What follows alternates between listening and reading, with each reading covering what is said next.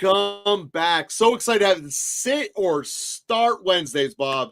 We got our rankings here. So excited. We got players who are going to already be sending us in our questions. We love you guys, team players, being ready right off the jump of the bat, even when we're a little bit delayed. So thank you all for being here. You know, Bob, so excited for this week. There are some projections we have, which is some teams that ain't going to score, teams that are going to win right, and it's going to be a good week. So, Bob, why don't you jump right into everyone's questions here on sit and starts, and I'll be getting the rest of the stuff right in the background. Bryce, I had to finish my rice. I didn't get a chance to eat my lunch this morning, so Joe kind of caught me off guard there with the start. Yo, Miggy, how's it going? We're ready for week 3. Make sure you send us your start sit questions. I also had some beef. This is I got to tell you before we talk football. There's an Asian market here in Pittsburgh that sells this. I think it's called like Yakoso beef, and it comes in this little package, and it's frozen. It's about like $7, and it's delicious. You put that on with a little bit of rice and the onions that come with it. You mix in a little bit of a cabbage. It's delicious. So it's not.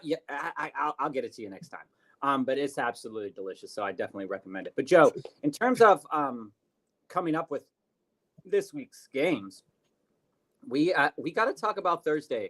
I think that many of us were kind of bamboozled last week. Talk about it. By the game that was on Thursday night. And I just think that when we look at Thursday's game, let's get to Jonathan's question here before I talk about Thursday, because we've got a matchup that's not really, from a statistical standpoint, it doesn't really sound too interesting, but Thursdays we know has been dominated by running backs. We have 2 really good running backs in this game. So I'm really curious to see what's going to happen there. Yo, Bright. Yo, what's going on, Nino? All right, Jonathan, we got your first question here. Need 1 running back, 1 flex. For the record, we don't have it as a very close game tonight either. Yeah, Brian Robinson, Dobbins, Worthy, JSN, or McBride. So one of the things that I will caution against, although J.K. Dobbins has been on an absolute heater, he's running up against a defense that might cause him problems. And, you know, Dobbins only needs to break a couple of runs to be relevant, but I think that I'm cautious about Dobbins this week, Jonathan. When it comes to JSN's matchup here against the Dolphins could be bountiful for him, right? We have a team now that we looked at what happened last week against the Bills when the Bills faced off against the Dolphins. Keon Coleman was stuck at 0, basically. Shakir looked okay. Dalton Kincaid was struggling. They were putting a lot of coverage on Dalton Kincaid. And I think that JSN is worthy of definitely worthy of a start this week to think about. And, you know, in terms of who I would rather have as the running back, I think that, you know, for this matchup right now, today, as we're talking right now, I think that starting against the Bengals, I think that match could be, you know, Pacheco did well before getting hurt. I think I'm starting Brian Robinson and JSN. I think those are my 2 starts this week out of these players, Jonathan. And Joe, you can definitely share an opinion about this as well, because it just Dobbins seems it's unsure against the Steelers this week.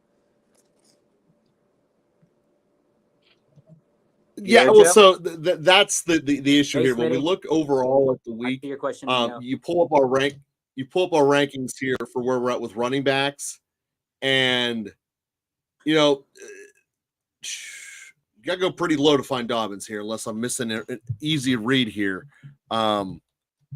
Dobbins is our 27th running back this week, so Robinson is sitting here at 22. So obviously that's going to be a recommend above Dobbins. And that's just kind of how we go off it. Because again, at the end of the day, low scoring game in Pittsburgh, it's going to be a lot of unders.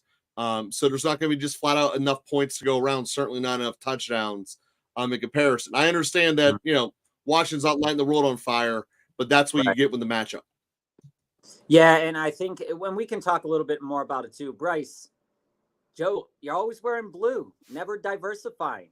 Maybe a Colts fan in the making. Always wear blue. It's part of the brand, baby.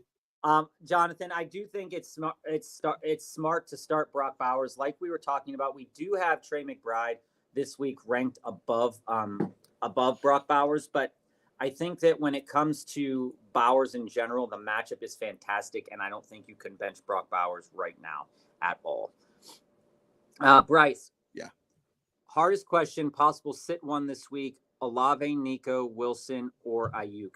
So as we've talked about over the last several days, and for the couple of weeks here, is that in order for Olave to really get that next level into your lineup and to really be that what you drafted him to be, the games are going to have to be a lot closer, and Olave is going to have to see some relevance a little bit more, deeper into that game, maybe around the red zone. They play the Eagles this week.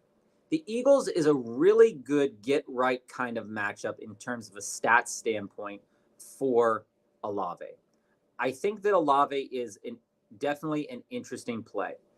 Nico, I wouldn't sit Nico. The Vikings are, when we look at our rankings this week, where we have Nico Nico's pretty much up towards the top of these rankings, Joe. And when we look at where these other players fall, they all really fall behind Nico.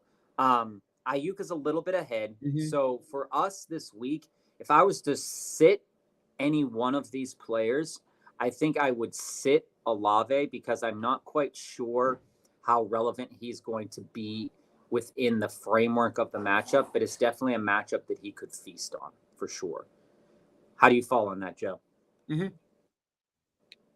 Well, I mean, that's exactly it. Minko is certainly the one that you'd want to go with in that group.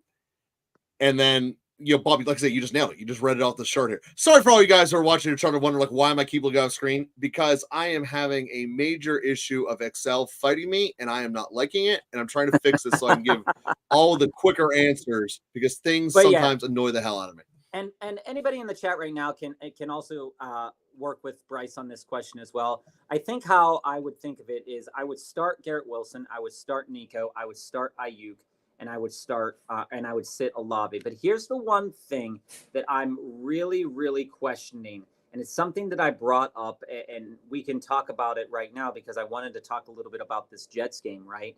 Is that I'm really, really hesitant to start wide receivers on Thursday. These matchups seem, at least in this early part of the season, to be dominated by running backs. And, we've seen some poor performances from star quarterbacks, and that could be related to how well these defenses were playing or just how unprepared these teams are to play on Thursday night in comparison to having a full week's worth of rest. So if you did have trepidation about the matchup this week in terms of Thursday being Thursday, you could definitely start Olave, but it would be Nico and Ayuk would be my definites. And if I were waffling at all on the Thursday night game, I could think about Olave, but I think that I would start Garrett Wilson there. So, Bob, just to hit up with a quick thing here, why I'm losing my mind, Hey, and Pete. This is so stupid of me. There's 2 Monday night games this week. Yeah. Buffalo is in one of them. So when I'm looking at my rankings correlated to the main slate of DraftKings and I'm getting upset, where the hell is Josh Allen? It's because he's not playing during the main slate because for some reason we're having 2 Monday night games. I've just literally drove myself insane for 20 minutes over something obvious. He's the Sunday night game. The Titans and the Dolphins are on Monday, and then the Seahawks and the Lions are on Monday. Regardless, core concept. There's an extra night game and it's throwing me off and pissing me off. All right. Dark side, it is a little fancy. I'm not going to lie. Living in Pittsburgh, we do have a lot of good food options. I will say that. And also, for anybody wondering, the name for our channel, Local Football Flavor, actually came from an original idea where we were hoping to get some, also talking to fans from their home cities and getting some recommendations of the food nearby. So I'm always willing to talk good food. Absolutely, 1,000%. Nino. Yes, we are. Shaheed or Zamir versus Carolina at the flex.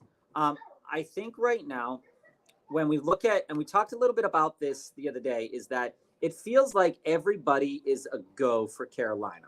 anytime you play Carolina, it just feels like you want to start all of the running backs from Carolina. But the problem with Zamir White is he hasn't really proven himself on the field yet to be the guy that's going to break Carolina like these other running backs have broken Carolina, right? And I look at it and I say to myself, I'm not 1,000% sure that he's the answer this week for my flex. I'm definitely thinking about it, and as I kind of percolate my thoughts about Zamir White, I'm hoping that this is the week that he could turn it around as the Raiders want to be starting running back. But we did mention this early in the offseason, is that this is one of those cases, and many running backs have fallen to the side, and we call this the Mike Davis effect, where, starting running back on a team that's supposed to run the ball, and it just never materializes. I'm willing to give Zamir White the benefit of the doubt because he did look good at the end of last year. But I think right now, with the way these games have been going for the Saints and them playing against the Eagles cornerbacks, do kind of, it's just not good. And we've seen that London has been able to get past them. Darnell Mooney has been able to get past them. And Darnell Mooney scorched them for like a 40-yard touchdown. So this is something that I think is right in Shaheed's wheelhouse. And I would start Shaheed with no hesitation over Zamir White, even in the glorious matchup that would be against Carolina.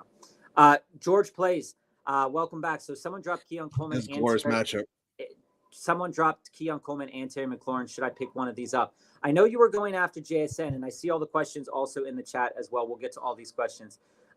Do I pick them up? In the scope of your team, the way that you had it, I don't think right now that any one of those, hey Taco, welcome back. Hey Derek, hey Paul, hey Masi. We get to all those questions in a moment. George, in the scope of your lineup, I don't think either of these players fits right now. So I don't think it's worth picking them up right now. But if I were to want to pick up either of these two guys, I would want to pick up Keon Coleman, because what we see is going to be a lot of growing pains for Keon Coleman this year. As Josh Allen, we were talking yesterday about how the way that Buffalo is establishing their team, there is a focus. There is a primary focus on getting the ball downfield through running, but that doesn't mean that the pass has been completely eliminated. But for Keon Coleman, because this wide receiver room hasn't really kind of settled itself yet, he's not as reliable as a starter as we wanted him to be by now in week 2. With Terry McLaurin, he's reliable enough, but he's not going to produce what we want him to produce in order to crack your lineup. For example, 6 receptions for 22 yards. The 6 receptions is great. That's a nice, pretty good floor, right? But the fact that they're not moving the ball downfield with Terry McLaurin, and most of the routes for this team are basically at the line of scrimmage, kind of dinking and dunking their way as they move forward. It's, Patrick Mahomes was doing that with Rashee Rice and Worthy, right? But I'm not worried about Patrick Mahomes. I'm worried about Jane Daniels. Again, Jane Daniels week 1, 27% of the time he dropped back, he decided to run the ball. In a game against one of the worst defenses, Terry McLaurin didn't produce, right? So I think he was dropped for a reason, and I don't think he's worth picking up right now, especially if you went out there and got JSN and Shaheed. Neither of these two guys right now are better than JSN or Shaheed right now. That's right. Smitty, Ramondre or Mason? Would you trade Ramondre or Mason for Josh Allen? If somebody was willing to accept that, Smitty, I would try to propose it. I think that Ramondre is having a good enough year. I don't think that you can drop Mason, though. I don't think you can trade Jordan Mason right now. Hey, Anthony. Hey, Dan. Welcome back. Hey, Rust. I don't think you can trade Jordan Mason right now. And we'll circle back to this question because I do want to talk about Ramondre this Thursday at the Jets. But I think that if I was going to propose any trade for Josh Allen, I would propose Ramondre and maybe a wide receiver 3 to try to upgrade to Josh Allen. I don't think it will get accepted right away, but this is the start of a really good trade. Got offered Tyreek for Mike Godwin. Yeah, but back to the verse point, Mason should not be moved at all. Yeah, not right now. Yeah. I got offered Tyreek for Mike Godwin and DJ Moore. I don't know how I should feel about that. I actually feel kind of okay about that. We love Chris Godwin right now. Everybody in the fantasy community loves Chris Godwin right now. But you also have to think that, when Tyreek, and this is just, history with Tyreek, right? Is Tyreek is able to make the best of bad situations with bad quarterbacks. I'm going to take the game on. I'm going to take the game on Thursday night as kind of an aberration, right? Where, like I said, Thursday night, you're not prepared as much. You got that game out of the way. I don't know if the Dolphins have another game on Thursday night. But what I do know is Mike McDaniel has, a mind. While I don't like, I didn't like the first year how he treated the return of Tua that first year. And now it's kind of coming back to haunt us a little bit. A lot of it, actually, Tua. I think that this is a good trade. And the reason why I think this is a good trade is that right now, DJ Moore is getting a decent amount of points in PPR, right? 4 to 5 to 6 receptions, 40 to 50 yards, is enough to get you by as like a wide receiver 3, maybe a back end flex, something like that. It's enough to get you by. But we're not talking about, and going back to, I love Vince Vaughn and Owen Wilson in the internship and in a lot of movies that they star together. But it's not about getting by. It's about getting better. It's about getting the best players on your team for the long haul for these playoffs. And when I come in, and, let's say we look at the Dolphins schedule. You're not. It might be like you have currently the wide receiver 1 right now, and by all means, there's a very realistic chance that Chris Godwin remains top 8 for the rest of the year. There's a very good chance that he continues to remain top 8. There's a very good chance that he continues to remain top 12. But you have a chance right here to go out there and trade a player who's playing at the absolute best of his abilities, who's playing out of his mind, getting a lot of targets, for a player who can also do that. So this is kind of like that, what we were having in the offseason. Do I buy CMC at pick 1, or do I go out and get a guy that can be CMC? Right here, you have a trade in front of you that is similar to that. You have a guy playing like Tyreek Hill, and you have a chance to get Tyreek Hill. See, to me, Bob, I think you're trying to put too much niceness on this. You have a chance to get Tyreek Hill, you do it. I think I do it. Because God was so. Just for the record, right now, even this week, knowing the turmoil of Miami's quarterback situation, Tyreek Hill is still our 5th receiver this week. The guy is immensely talented. Until his leg snaps, he's going to be immensely talented. Yeah. Ride Tyreek, because Godwin probably will fade. Yeah. So as we get to the rest of these questions here, I'm reading some of the chat. I really like the discussions happening in the chat down there. So keep it coming. So this week I start JMO and JSN. I also have Flowers, Moore, and Brian Thomas. I think, Brian Thomas did end up with like 94 yards last week, but I don't think he's a reliable start right now. When I come in and I'm looking at my wide receiver room, Flowers is one of those guys that, could put together a decent enough game. But I think the call that you have right here is really, do you start JSN or do you start Flowers? I think that's kind of the decision here, because I think that JMO right now. JMO we have his 32 receiver this week, and Flowers we have at 14. Yeah. The way that JMO has been playing, and the way that, like we were discussing with the Cardinals, there's a chance that they might pull coverage towards JMO, especially over the top. So there might not be those over the top opportunities available for Jameson Williams as much this week. So, he's been playing out of his mind, and it seems crazy to bench him, right? Flowers, however, here, the Cowboys, what we do know about the Cowboys is that I believe with Diggs only really plays like one side, right? And so if you're not on that side, and Flowers realistically never really, if he's moving around the formation and the way that he plays, it's not really going to interfere with their best cornerback. So I do think that Flowers has a good chance to have a good week. Do I think that JMO and JSN to start them this week? Do I think they have good matchups to start them in? Absolutely. I think they have good matchups to start them in. Seahawks versus the Dolphins, like we said, and then Detroit against the Cardinals. But I would put some thought into Flowers. I would think about, and we can Flowers should be a start out of that. I think that I would definitely put Flowers in. I would go Flowers and JMO on that group. To Darkside's point on that comment, yes, Kirk and Ingram have been trash. Ingram didn't play in the game, so when you look at that up there, We're not ready to put Yeah. the rookie as receiver one type numbers yet. So the simple He fact is is there. Jacksonville has to prove they compete. He's on the field. He's getting snapshot. I'm not fighting that. But Jacksonville has to prove that they can connect some passes before we start talking Brian Thomas is worth a starter. Because you are right. Kirk should not be a starter. Ingram still is because of the light tight end market, though. I think Brian Thomas, if you're looking to start Brian Thomas this week in particular, I think against the Bills on Monday night, it might not be the best time to start Brian Thomas. But he is turning, if not already, their wide receiver one with the way that he's getting there. And don't get me wrong, he was my second favorite from the draft. I love him, but remember, before Tua got hurt, they completely shut down arguably the best two receivers in football. I don't want to come in with unproven Lawrence, who can't hit the broadside of the barn, come in and try to rely on him for a Monday Night Miracle. I see you, Dan. Bronson, right here. I don't do this. There's a couple reasons why I don't do this.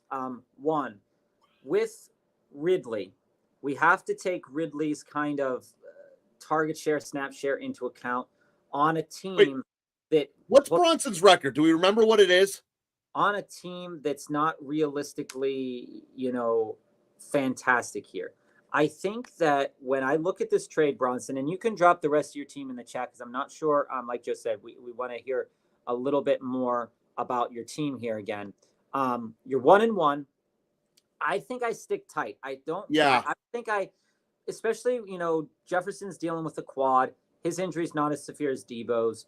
There's not an injury risk on JJ. You got him as the full go. I don't think it's worth giving up Josh Jacobs right now because Josh Jacobs is going to be, at least until Jordan Love comes back. Jordan Love might come back this week. He might come back next week. But until Jordan Love comes back, he's going to be a valuable asset. And also, even when Jordan Love is back, he's still going to be a valuable asset to this team because it's proven that the other running backs really, for the most part, aren't going to be as involved or as good as Jacobs. And you're giving up Patrick Mahomes. Patrick Mahomes, we knew walking into this year that, he's not throwing 5 touchdowns a game, not throwing 4 touchdowns a game. So if you do want to move Mahomes, I don't think I move Mahomes and Jacobs for Jefferson and Ridley. I don't think you're getting a good enough return on those three. On that point, though, Debo's the reason I don't want to do that trade, though, most of all, because Debo's going to come back. And again, I can't say this enough. We have Debo as on a per game played basis as a top 10 I see it, Chaka. We'll get he's going to get hurt, but on a per game basis, a top 10 receiver. I don't want to get rid of that, knowing that Mahomes is probably also going to be top 10 in his position, and so is Jacobs. So, yeah, Jeff might hit top 5. He's certainly not hitting number 1 receiver this year. Ridley doesn't have a chance. And Charbonnet, as soon as Walker gets healthy again, is a useless piece. So I don't want to do that trade. The only way you could have talked me into it is if you were 0-2 and you needed to win this week and you need to get Debo's injury off your books. Yeah, I think that is something that is worth, like Joe said, that's something that you would want to consider, right? Is that if you were having a problem that you would want to move Debo, but if you're not 1-1 with an injured Debo, I think that you could probably, if you wanted to, you could move Debo, but I think realistically you're not getting the best return you can with this trade. Hey, should I replace Rico Dowdle or Keon Coleman with Amari Cooper, Keenan Allen, or Jordan Addison? All 3 of them got dropped. No. When I look at it, Pate, these 3, the 2 players you have on your team right now are younger. They're in decent enough situations without injury concerns, without quarterback concerns. We don't know what Jordan Addison is going to do when he comes back, if he's going to be fully healthy.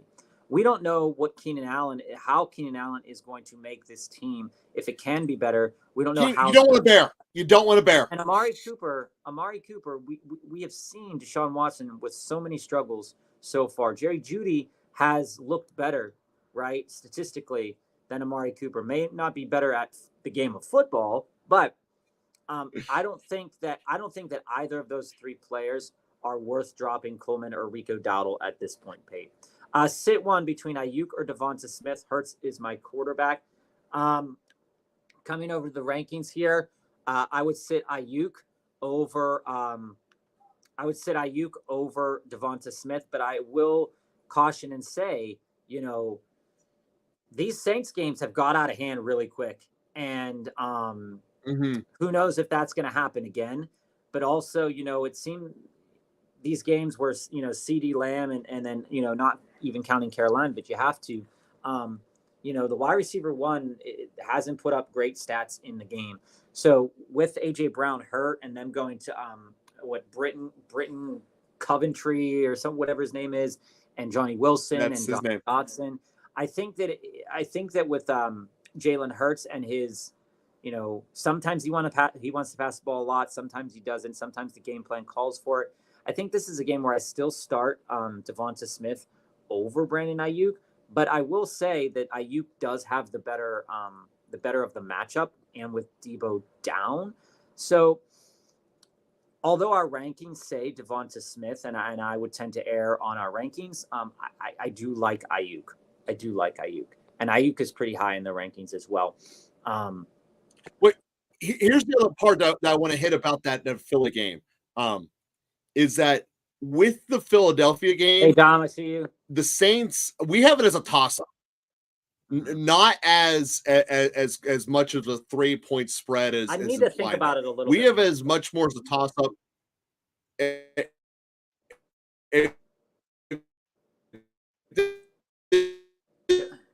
Sounds like a robot.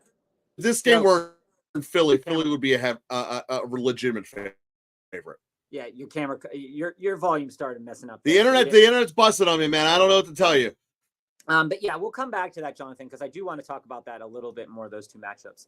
Nico and Ayuk feel like must starts. Garrett is iffy because the matchup. Yeah, absolutely. Nico and Ayuk are the guys. And I'm just, it could be that this is the game that the wide receivers break out on Thursday, but I think this year so far, it's just been a struggle, especially early in the season. I think that maybe in the latter half of the year in those Thursday games, the wide receivers might start to take on a bigger role, but it just seems like teams want to just kind of get this game over with like as fast as possible. They themselves don't even like to play Thursday games. That's just an opinion, but I definitely would err on the side of caution with Garrett Wilson this week, but he could put up a good game. Who do I drop out of? Hunter Henry, Kyle Pitts, Kareem Hunt, and Zach Charbonnet? I have Ken Walker. I picked all of them up and dropped my defense because I didn't know who I would drop, and I have no defense. So I saw some people chime in about this. Derek mentioned that Hunt would be the drop, and I would tend to agree with that, Bate. I would tend to agree and say that Hunt would be my drop. Zach Charbonnet right now is a starter, and I think that I would keep Zach Charbonnet. Hunter Henry is an absolute beast so far this year for New England. I think that I keep him too, and I even start him over Kyle Pitts this week on Thursday night. Kyle Pitts right now feels like a liability and kind of useless on my team right now, but I don't drop him because, there's still a little bit of value there. Kareem Hunt is the odd man out. We don't know what this Kansas City offense is going to do, Pate. And so they might roll Clyde Edwards-Helaire. They might roll Carson Steele. They might roll Kareem Hunt. They might put out Samaje Perine. It's going to be a mess. And, maybe one of the players does really well. One game, one of the players does really well. Another game, I just don't think it's a trustworthy situation. So I do drop Kareem Hunt out of all those guys.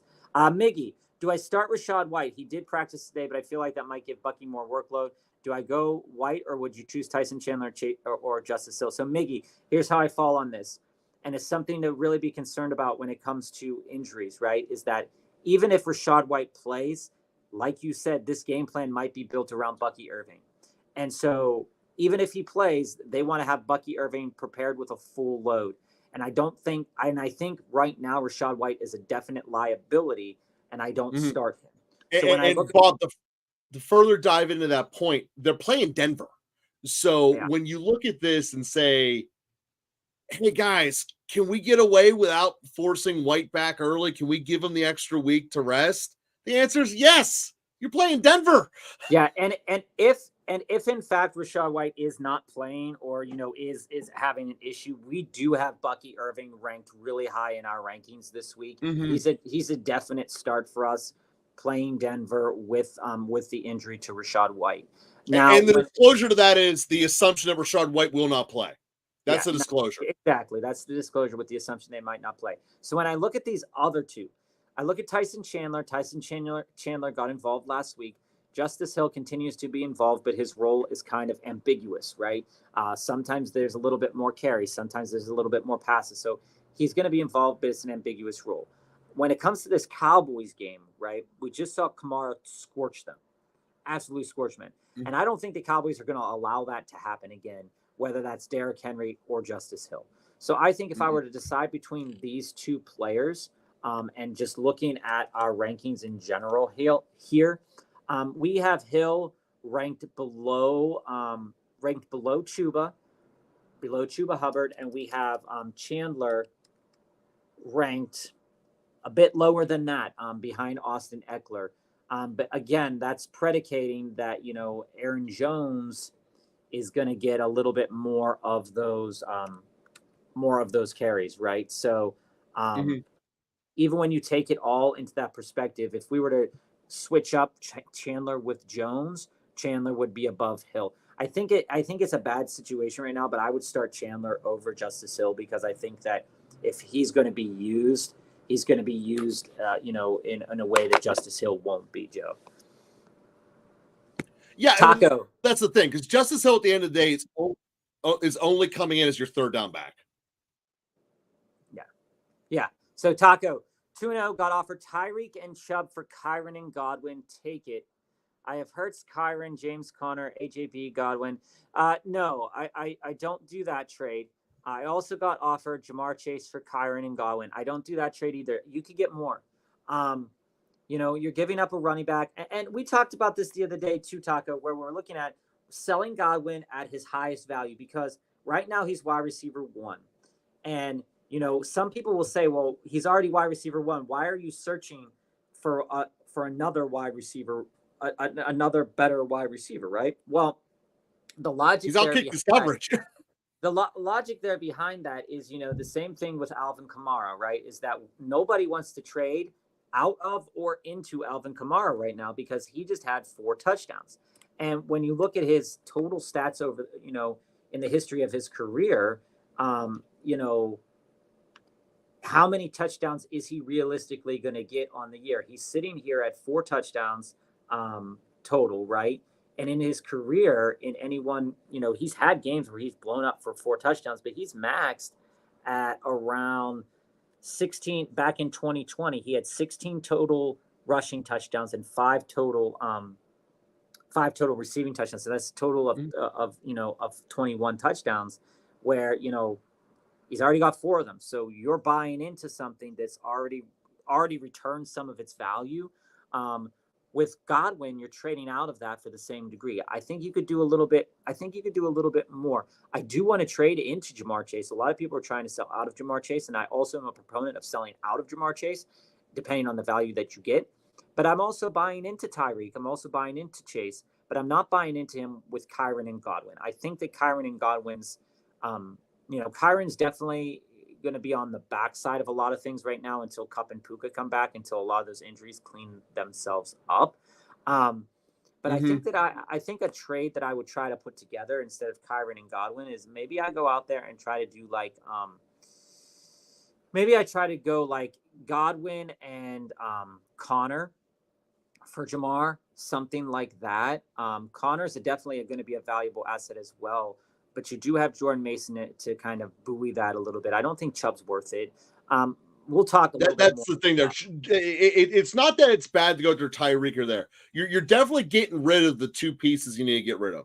We talked a bunch before about how the Rams have a very big likelihood of just shutting it all down. That's their history, after all. McVay has already done this. Hey, Mick, we see you. Carlos, we see you. Brownie, we see you. We'll get to all the questions as well. Kyron is not going to produce for the remainder of the year. It's just the way that it is. And Godwin has outkicked his coverage. So we do like trading it here, but when we look at your team, you need to get a primarily back. I think you might be better off looking at the elite running back than you are for the elite receiver. I think you'll be better off with what your team looks like and more happy with it going down the playoff run. Again, knowing that Kyron's about to fall the face of the earth. I actually think what you could do, Taco, and we can talk about this in the chat as well. I think that if I'm talking to the Tyreek guy and the Chase owner, and Taco, you could put their teams in the chat. But if I was talking to the Tyreek owner and the Chase owner, and I'm willing to give up Kyron and Godwin, what I might think about doing is asking back and say, instead of Chubb, if I put in Odunze, if I say I give Kyron, Godwin, and Odunze, and you give me Chase, maybe Monty, and maybe Shakir, I think that I'd be pretty satisfied with that return. I'm not saying that either of these trades are very bad per se, but I do think that losing Kyron, although we think his production is going to go down, then sticks you just with James Conner and Jordan Mason and Dowdle and Algier. But again, James Conner is definitively one of those players that always misses time. So then you're kind of starting to sink yourself a little bit into that hole that, if CMC comes back, is he going to play the full complement of snaps?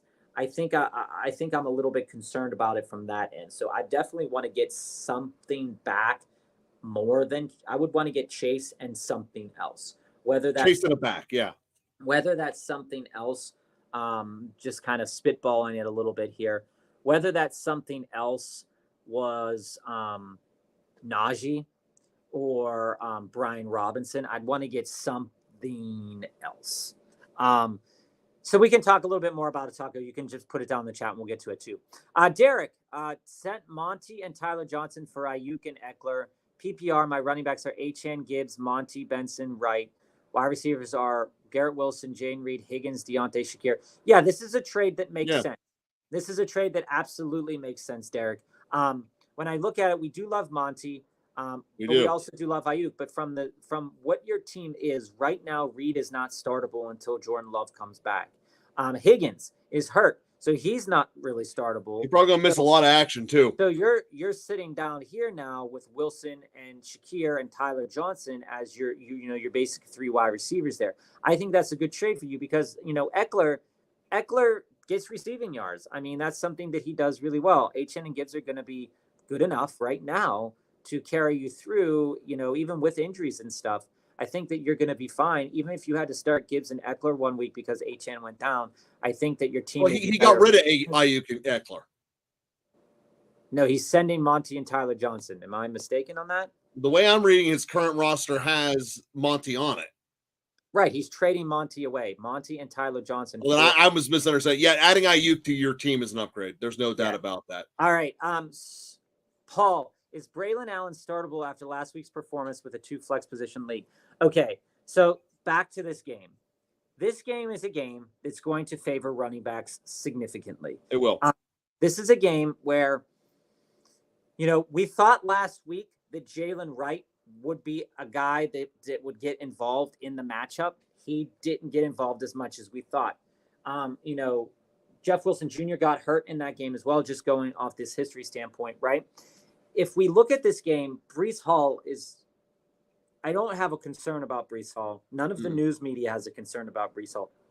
I don't think Braylon Allen is a start, Paul. I don't think he's a start. But drop the rest of your lineup in the chat. Yeah, so see if you're based upon the information you gave us, Paul. If it's a 12-man league, it should be deep enough that you can consider it. ADP, if it's a 10-man or less, your roster should be strong enough that Allen shouldn't be coming into it. But also there's injuries and stuff. I have Dobbins. I was thinking to sell high. This offered DJ Moore and Myers for Dobbins. I don't accept that. I think that right now, with the way that Dobbins is playing, with the way that Dobbins has looked, and with the way they want to use Dobbins, that unless an injury were to happen, of course, right, that Dobbins could end up in the top 7 running backs by year's end in terms of yardage, and probably will end up in the top 12 of running backs in terms of touchdowns if he continues to stay healthy. It might actually be higher than that. When you're looking at the Chargers overall, they're basically splitting carries between Dobbins and Edwards, but 3/4 of the production is coming from Dobbins. So it's all going to keep going to Dobbins. Question. And you don't want to go down the DJ Moore route at all. It is a vacuum. It is going to destroy your mind. You will quit playing fantasy football if you own Chicago Bears receivers. And we're not buying in. We love Jacoby Myers as a player, but we're not buying into Jacoby Myers right now unless the situation improves. So if you definitely not for the price of Dobbins. if you did want to trade out of Dobbins, you might want to think about ponying up Dobbins and maybe somebody else to really, really upgrade. Try to move into a Saquon Barkley. Try to move into a James Cook, something of that nature. Use that flash in the pan, just like we were talking about with Godwin. Use that elite production through 2 weeks to upgrade you to something equally as elite and consistently as elite. That's something to really think about. Anthony, welcome back. Would you trade Ayuk and Brock Bowers for Mark Andrews and Amon-Ra St. Brown's full PPR 12-man league? This is a tough question, but I say no. Joe and I really love Amon-Ra. We really love, most people do, Amon-Ra getting 11, 10 targets a game. There's no question in my mind that I want to have Amon-Ra on my team, but I also don't want Mark Andrews. So if I'm trading away Ayuk and Brock Bowers, I need to get back something different than Mark Andrews. And that's kind of the long and short of that answer. Brock Bowers is playing out of his mind. Ayuk is going to play better, and he's going to have to if the Niners are going to survive. But I think I would want to trade into Amon-Ra St. Brown, even if instead of Mark Andrews, I were to get back compensation in the vein of like a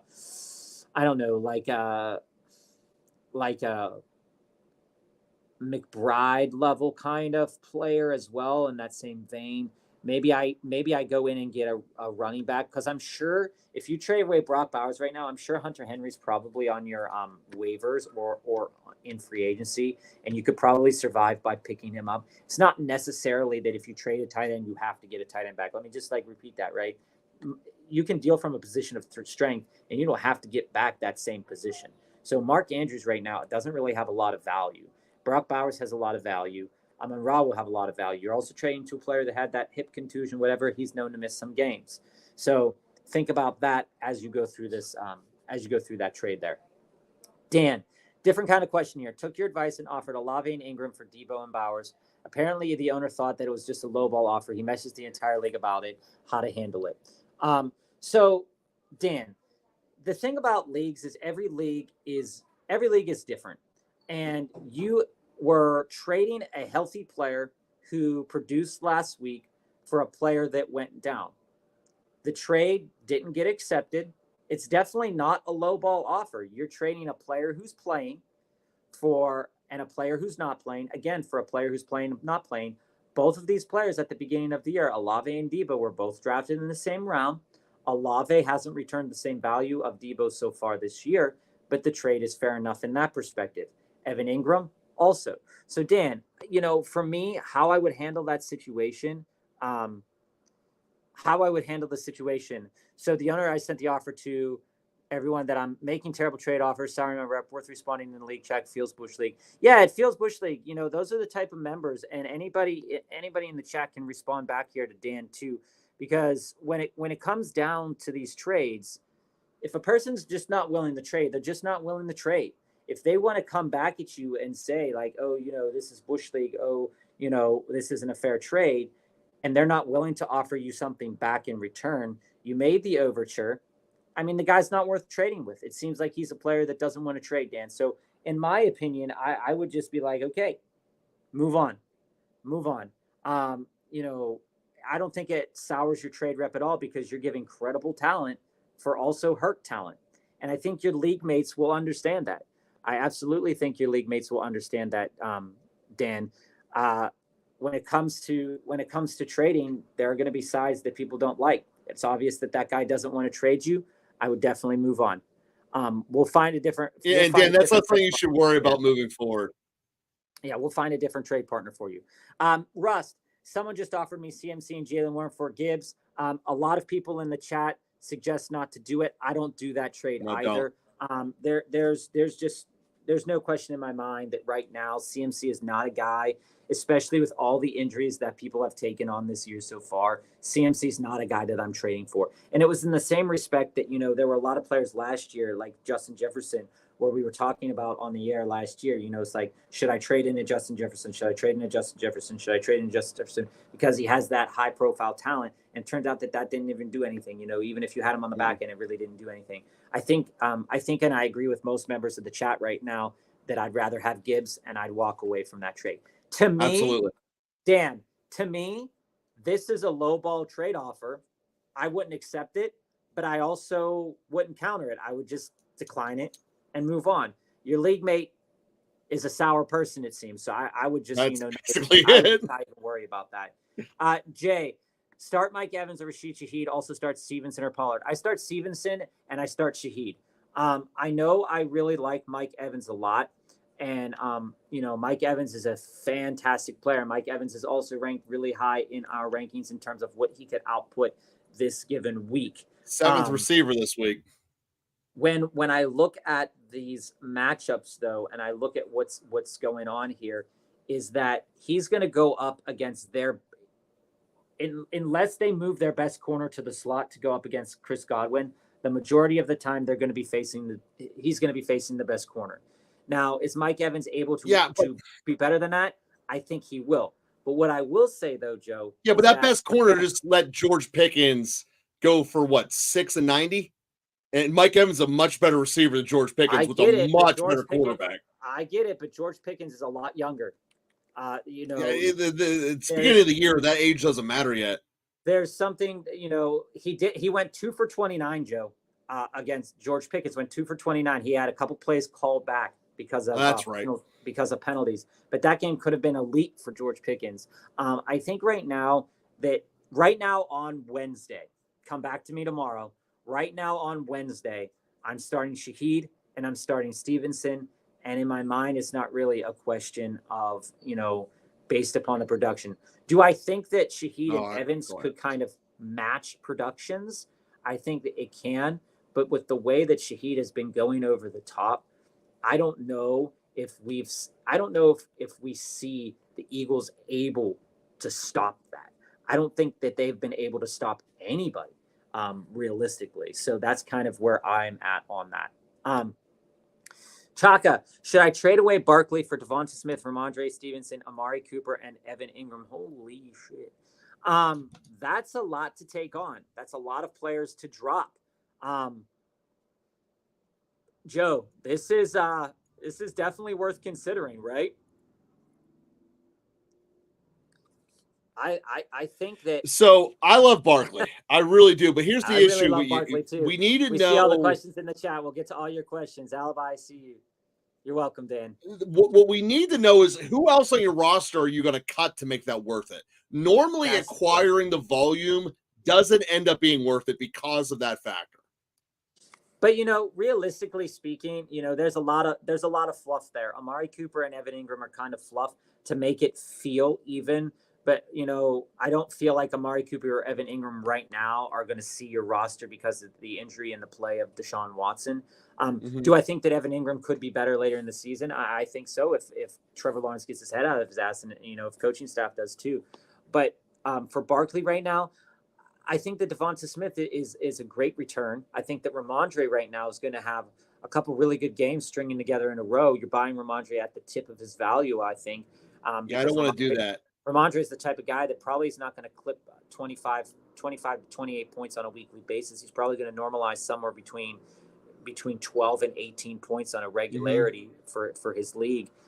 Barkley is probably going to regulate himself somewhere in the same regard with a higher. Barkley will be 2 points higher at least. Yeah. So the long story short, I wouldn't do that. I wouldn't do it because that means you're probably dropping decent enough talent on your back end too that he's probably going to pick up in the afterwards. Yeah, you have to basically look at it as everything that you're going to cut is part of this trade.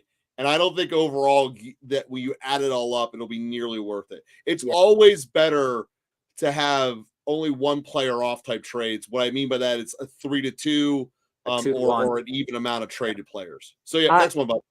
So Jay, how's my lineup looking this week? I got Hurts, Saquon, Brees, Devontae Adams, Mike Evans, Kincaid, Ramondre Stevenson. My bench I got Pollard, Rashid Shaheed, and Pierce, Singletary. Is there something I should change? Like I said, I think it's really dealer's choice here on Mike Evans and Rashid Shaheed. I think that Rashid Shaheed's matchup against the Eagles is pretty good. But I think that Mike Evans' matchup is tougher on paper. It doesn't. Adams and Evans, we both are both 2 top 10 receivers this week. You love that. Hall's a top 3 running back for us, dude. I think you're going to run away with a victory. Is the long story short. Yeah, in my opinion, swapping Mike Evans for Shaheed won't really take you out of this matchup much because Ramondre is probably going to have a good game. Brees is probably going to have a good game. Adams will have a good game. Dude, Kincaid's the guy. Shaheed is so touchdown dependent, though. But he's really like yes and no, Joe, is No, that yes. I mean, look, he doesn't have volume. I understand that, he doesn't have volume, and it's very realistic that they, that in this game that there's a chance that they eliminate that over the top. But he has 7 receptions for 169 yards and 2 touchdowns, so he's not really touchdown dependent. Like 2 touchdowns through 2 games, that's 1 a game. That's pretty good, right? But that's not. No, it's very good, but he doesn't have the rest of the volume to sustain him. We have Philly winning this game, so. I understand what you're saying there, but when it comes to Shaheed, for example, right? You're coming in 4 for 4 against Dallas, 3 for 5 against Carolina. So he's getting the ball deep. If he catches it, that stat line's going to be great. If he doesn't catch it, that stat line's going to be trash. But the same with Mike Evans right now is Mike Evans is doing his Mike Evans job. He's being the number 1 wide receiver. And we're seeing, Chris Godwin suck up all those targets within the slot. Well, other teams are seeing this too. Denver's going to probably play that decently tight enough. But when we look at the volume, you're talking about volume, Joe, through two games, he's had 12 targets and 8 receptions. So there's not, when we look at the variance standpoint here, there's not much variance right now, and he's had 2 touchdowns. It's not dramatically different. I'm just more confident in Evans. Long story short. I get it. What if I keep Debo and trade Kelsey instead? Yeah, I think that trading Kelsey is probably a really good move, Bronson.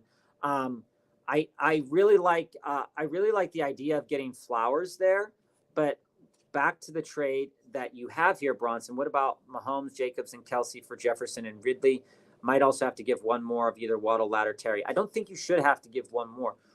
If this person needs a quarterback, you are giving them a quarterback 1, you're giving them a running back 1, and you're giving them a potential tight end 1, even though he's not. In fact, actually, Bronson, I'd want a running back in return. I think you're giving too much right now.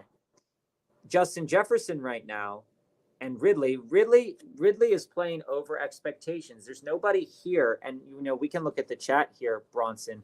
Dom, that was your question. We'll get to that question in a moment, Dom. This was Dom's question. If I'm looking at this team here and looking at this trade, I think if I'm pairing Jacobs, Mahomes, and Kelsey for Jefferson and Ridley, I really don't want Ridley. I would ask for a running back instead of Ridley back. That's kind of where I fall. Or Bronson, you could go the other way and replace Jacobs with Waddle and do that. I think that would be a better trade for you. Keep Jacobs on your team to Mahomes, Waddle, and Kelsey for J.J. Ridley. I could get behind that. Yeah, Bronson, I like that a little bit better. DZ, we see you, Ishan. We'll get to all your questions here. Yeah, I would put Waddle instead of Jacobs into that trade. See if you can, and he might not want to give you both Jefferson and Ridley for something like that, and then that's something to think about. I'm starting Rice and well, before we get to that, Dom, should I trade Devontae Adams for Flowers and Amari Cooper? I love Flowers. I think Devontae Adams with Gardner Minshew here is proving to be a valuable asset. When we look at the Raiders' schedule in the future here, what we see is they're coming up. They're going to be facing the Panthers this week, the Browns the week after, then the Steelers, who he's going to drop Porter Jr. The Rams will be a good matchup. Chiefs could be a little rough. Bengals should be okay. Then Dolphins, Broncos, Chiefs, Bucks, Falcons, Jags. The long story short is that Devontae Adams is getting force-fed by Minshew the same way that Pittman got last year. I want to ride Devontae the rest of the year. He's going to end up being a top 10 as a result. I'm not sure that Zay will be. Yeah, and Dom, I think that Zay will be not force-fed, but he'll have a good year. But I don't think the return on Amari is good enough. Jonathan, I'm starting Rice and Adams already, so Ayuk and Smith would be the flex play. So back to where Jonathan was talking about that. I think that's fine. That's all solid. Ayuk or Devonta Smith would be your flex play, and I would still start Devonta Smith, I think, on that one. Yeah. Just that, and that goes with our rankings too. So Camden, we're going to get to your trades here in a moment. Paul, if DK and JSN did well against New England secondary, Wilson can do as well too. Paul, I agree with you. I agree with you that that's the possibility. But I'm going to say this, and you can take it with a grain of salt, however you'd like to take it. Thursday night games for wide receivers and their preparation feels weird right now this year.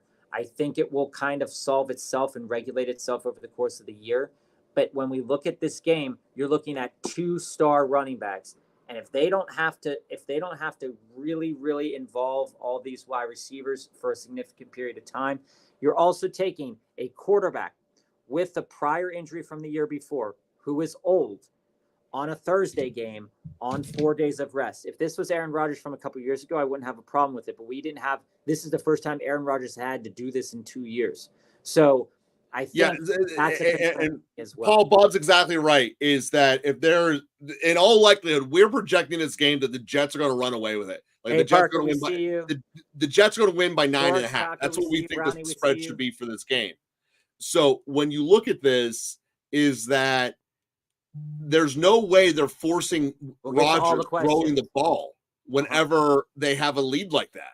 So unless Wilson is a part of the early portion of building up the lead, or the Jets defense implodes, which I don't think it will, Wilson's not going to do anything because of the Jets being the Jets and turning them off. It doesn't mean he's not as talented as JSN. I'm not saying that. I'm saying the situation of the Jets ruining things is stronger than the actual New England team they'll be playing against. This is the problem Garrett Wilson will be facing all year, by the way. T.I., should I trade JSN, Brian Thomas, Ty Chandler for Brandon Ayuk? I definitely think that this is a trade that's fair enough to offer, but would I do it? I don't think I would do it right now. I think I would definitely consider it. T.I., I would definitely want to know the rest of your team. I don't think you have to really, for Brandon Ayuk right now, I don't think you really have to add in Ty Chandler to this trade. I think that a trade of JSN and Brian Thomas Jr. is enough to get the conversation going about Brandon Ayuk. But I don't think I'd do it because I think JSN is going to have a valuable role on this team moving forward. This was his breakout game this week. So if you were selling, you're selling high. You'd also be selling Brian Thomas really high. But again, this all depends on these quarterbacks, not shit in the bed. And if Trevor Lawrence can get his head together and the coaching staff can get their head together and realize what they have in Brian Thomas, this season could be a season where Brian Thomas gets, 750 yards, 8 touchdowns easy. But that's something to think about with Brandon Ayuk. But there's no guarantee of that, though. I want to buy into Brandon Ayuk. I definitely want to buy into Brandon Ayuk.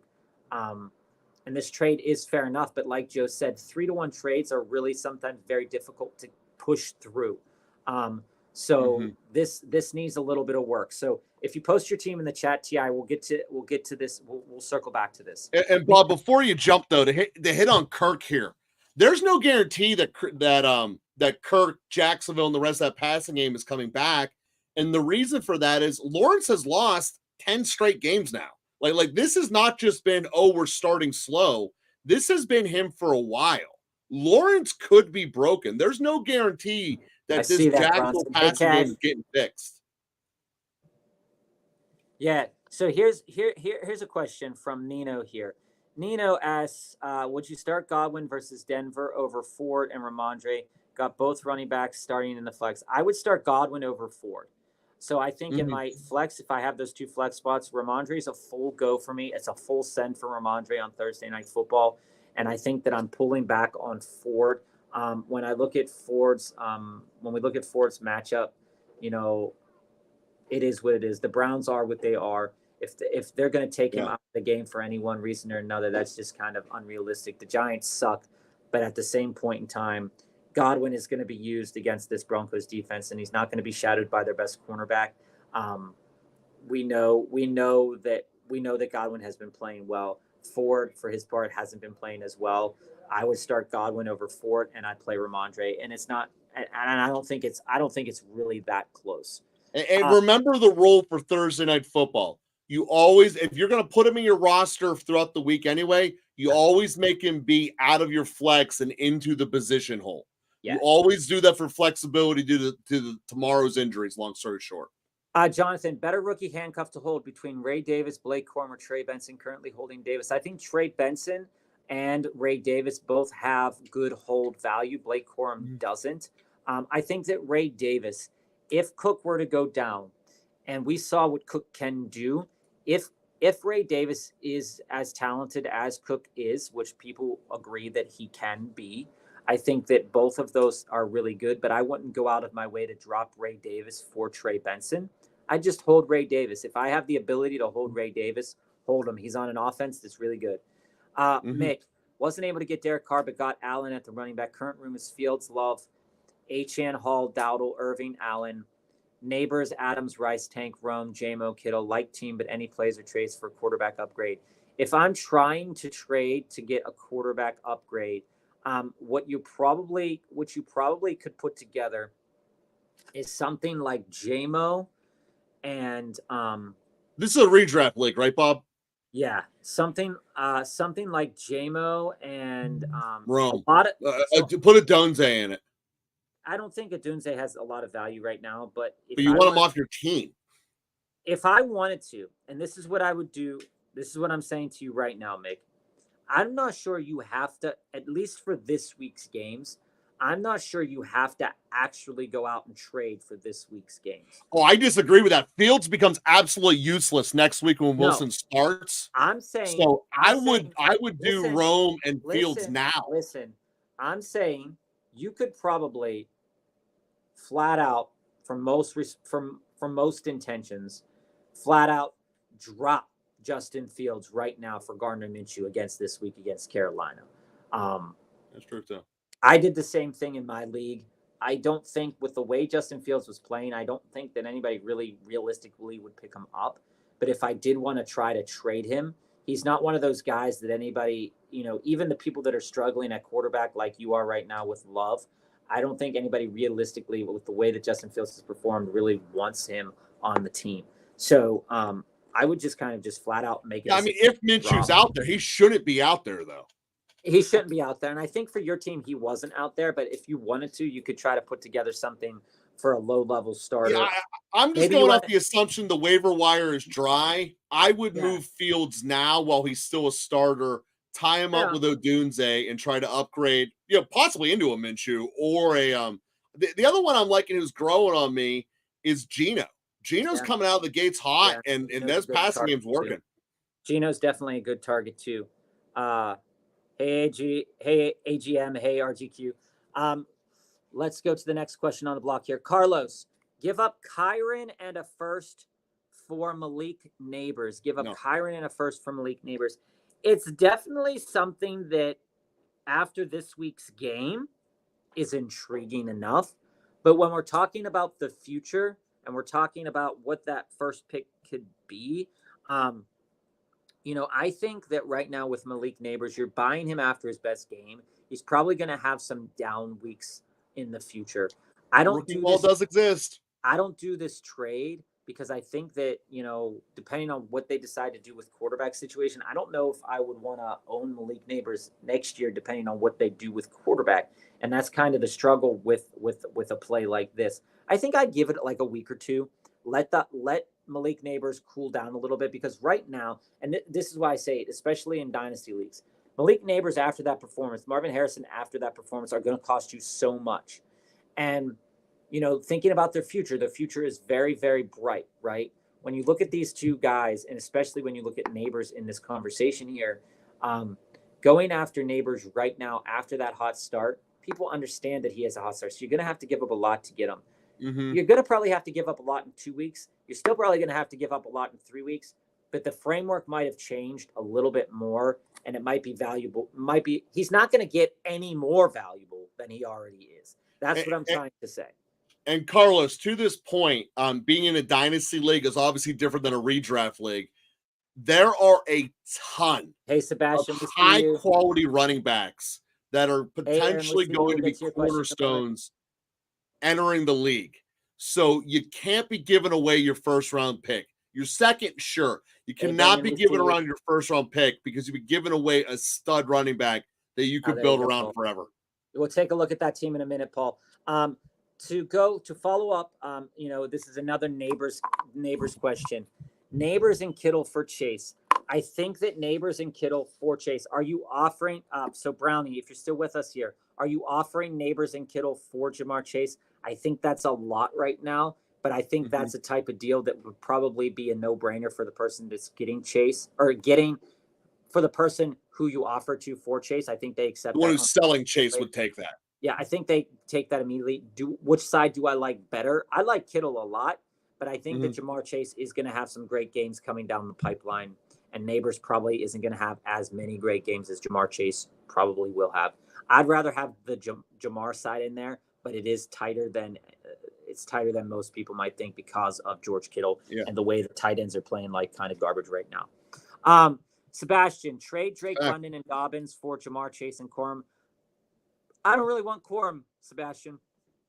When it comes down to it, Sebastian, when we look at how rough of a sled this is going to be for Kyron, and how rough as a sled is going to be for these for the Rams in the next couple of weeks, Corum could have value down the pipeline, and if they're really out of it and they want to keep Kyron healthy. But there's no really reason to keep Kyron healthy if they're really out of it, because Kyron's one of those guys that kind of just came out of the woodwork anyway. So it's not really super beneficial from like, a football personnel standpoint for them, if they're out of it, to continue to put in their young guy who they're going to be playing next year significantly, right? So for me, I don't really want Blake Corum. I do think it's wise to trade out of Drake London. I think it's wise enough that, you're using Dobbins' hot start to kind of get you going into the right direction. But I think that Jamar Chase and another piece would probably be better than Jamar Chase and Blake Corum. That's just my opinion on that subject matter, Sebastian. Because I am a person who I'm on both sides. So I would be getting Chase. So Brownie, if you're getting Chase, I think I'd do it. I do think I'd do it. I do think you're capitalizing on Neighbors' hot start, but I'd be cautious with Kittle, because Kittle always has that chance to put up 20 or 17 points or 15 points, might put up 2 points from the tight end position. And in this year of uncertainty so far with tight end, it's nice to have a tight end semi-reliable. And with Debo going down, he's going to have to be relied on more with CMC going down. There's more of a reliability standpoint there from Kittle. We know that Kittle does play up when one of those big dogs go down. Yes, he does. So I would do it, but I also would see if I didn't have to give up Kittle to do it. That's kind of just my opinion there. I got offered Najee for Christian Kirk. What do y'all think? Get Najee. Yeah. Take Najee. If you're getting Najee, do it. If you're getting Najee, Miggy, you definitely have to put Najee on your team instead of Christian Kirk. Should I do Pittman for Rachaad White or Pittman and Zach Moss for Olave? So DZ, do you have Pittman? So I'm assuming you're trading Pittman. If you're trading Pittman, I don't like to give up Zach Moss. No. I don't like to give up Zach Moss. I would do Pittman and Zach Moss for Zay Flowers, though. I think you could get that. You might be able to do that.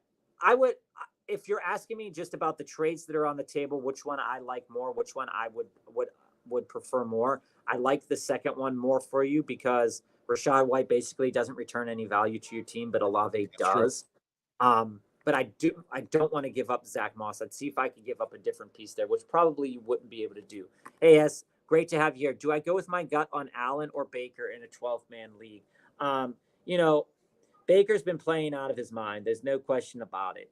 But when it comes down to it, you got to ask yourself, are you gonna kick yourself in the gut if you didn't start Allen, or are you gonna do it if you started Baker, right? We saw Josh Allen on Thursday again throw up a really stinker of a performance, but again, you start Josh Allen.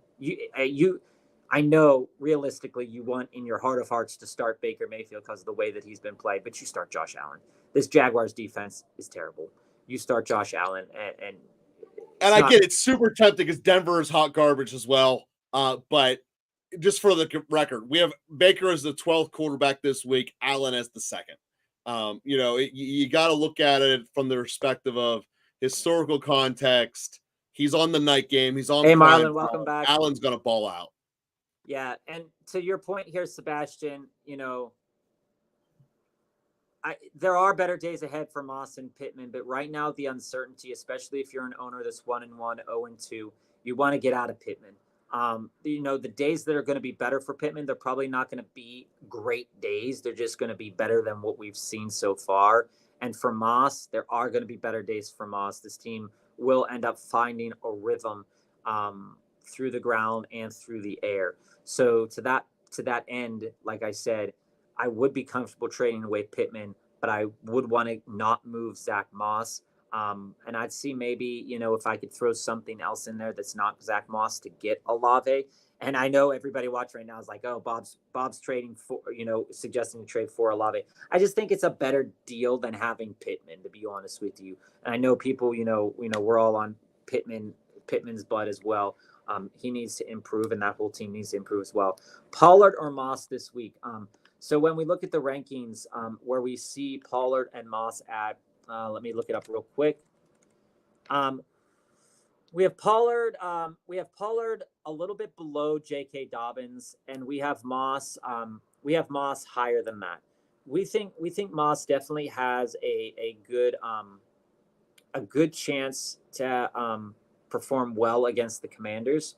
This whole team is predicated on the performance of Joe Burrow. We saw Yoshi Voss get 2 touchdowns within that 4-7 yard line. Say those carries go to Moss, this is all of a sudden, we're not trading Moss kind of situation. I start Moss this week, and Pollard has looked good. Pollard has looked really good, and we were talking a little bit about the Packers-Titans with Darkside yesterday at the end of the episode. And I think that for the purposes of what we're talking about here, I think that it would be wise to start Zach Moss this week over Tony Pollard. Camden, I have Stroud, Gibbs, Ramondre, Chase, Nico McBride, ETN. Would you trade Chase and Ramondre for Garrett Wilson and Jonathan Taylor? No, I don't do that trade.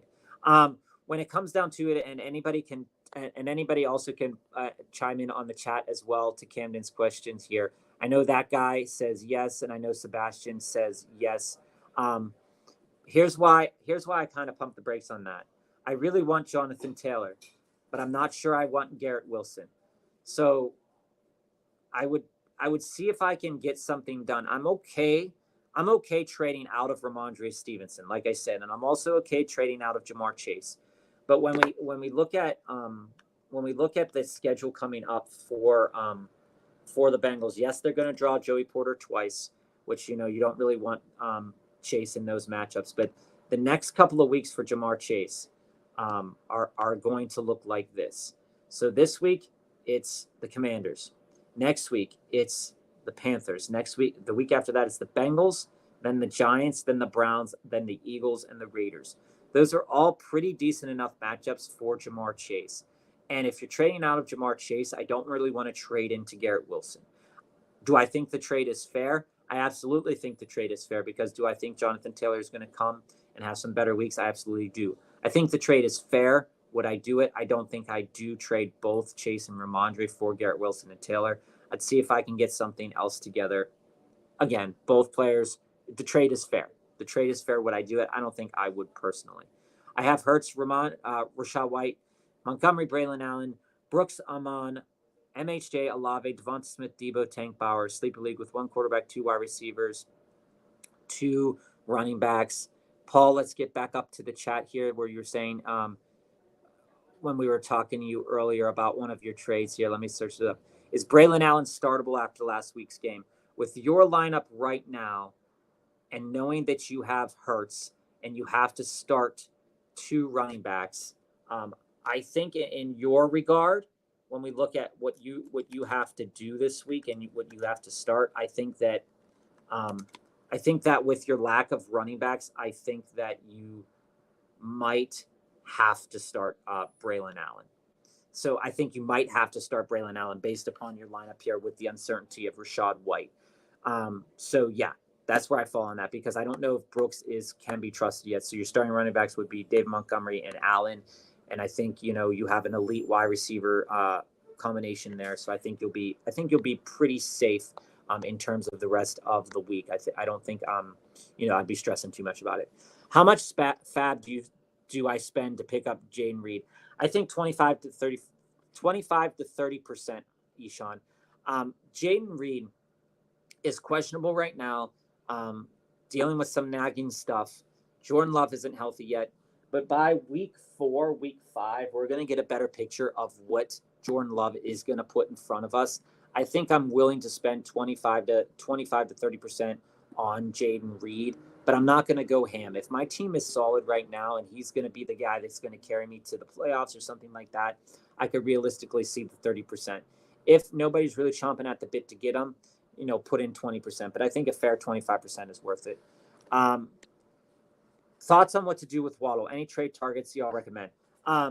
So when I look at this, Brendan, I think that when I go with Waddle, and we talked a lot about Waddle the other day. If I'm trading out of Waddle and I need to get into a wide receiver, guys I'm thinking about in terms of wide receivers, involved in Waddle.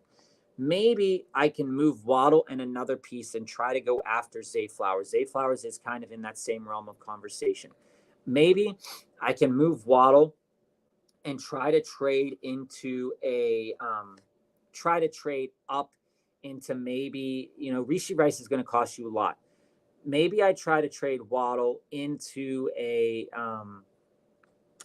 DK Metcalf type of player. DK Metcalf just had a big week, so you're going to have to get into a better kind of conversation with that. If I'm looking straight across the board and I want a running back, I think that you could trade Waddle probably straight up for David Montgomery.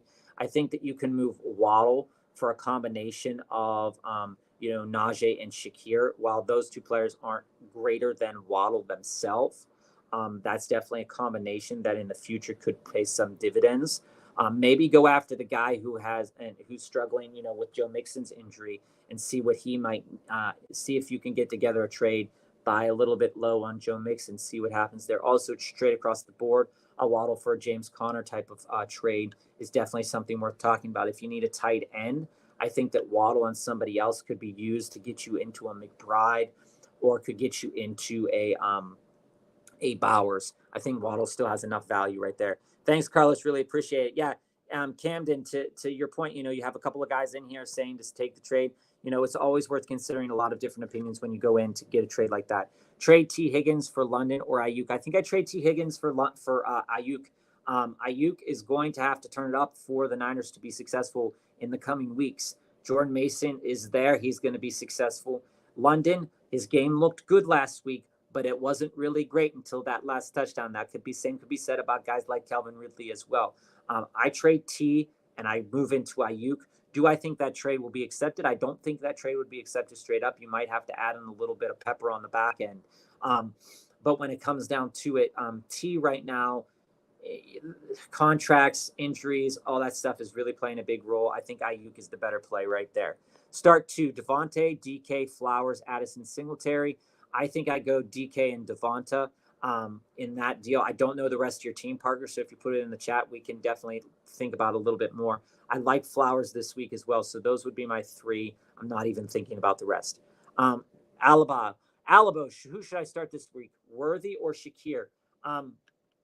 As we said, there's going to be learning curves with Xavier Worthy. There are going to be games where Xavier Worthy plays and locks up some good stats. There are going to be games where Worthy doesn't lock up the good stats, and you're kind of sitting on the sideline wondering, why did I start Xavier Worthy? Same could be said about Khalil Shakir. Khalil Shakir is one of those players that, when we look at the focus of Josh Allen, right? We look at the focus of Josh Allen, we say, okay, Keon Coleman didn't do anything last week. We look at these matchups, and the matchups against these corners aren't going to be like logistically very hard for Khalil Shakir to beat. They're definitely going to want to try to keep him in check because he is their big play guy. I think I start Shakir, and I'm not really thinking about Worthy right now. Shakir has gotten good reps, good amount of targets, has been involved each game, hasn't been blanked, got the 1 touchdown game 1. I think I comfortably start Shakir. George C. took y'all's advice. I was able to move Najee and Shakir from Montgomery. Excellent. So speaking of Shakir, right? Shakir's one of those pieces right now that if you have him, he has a lot of value. There's a lot of growth there. But if I could turn a Najee and Shakir into a Montgomery, a guy on an offense that's going to thrive, and I take a guy on an offense that's struggling right now, like Najee, right? And I move Najee and Shakir from Montgomery. This is an upgrade. Bronson, back to your question. The only running back he would add is Zach Charbonnet. So coming back up here, Bronson, to what you're talking about here, what about Mahomes, Jacobs, Kelsey for Justin Jefferson, Ridley, and Charbonnet? Walker might be back this week. Charbonnet is probably going to have value in the long term as well.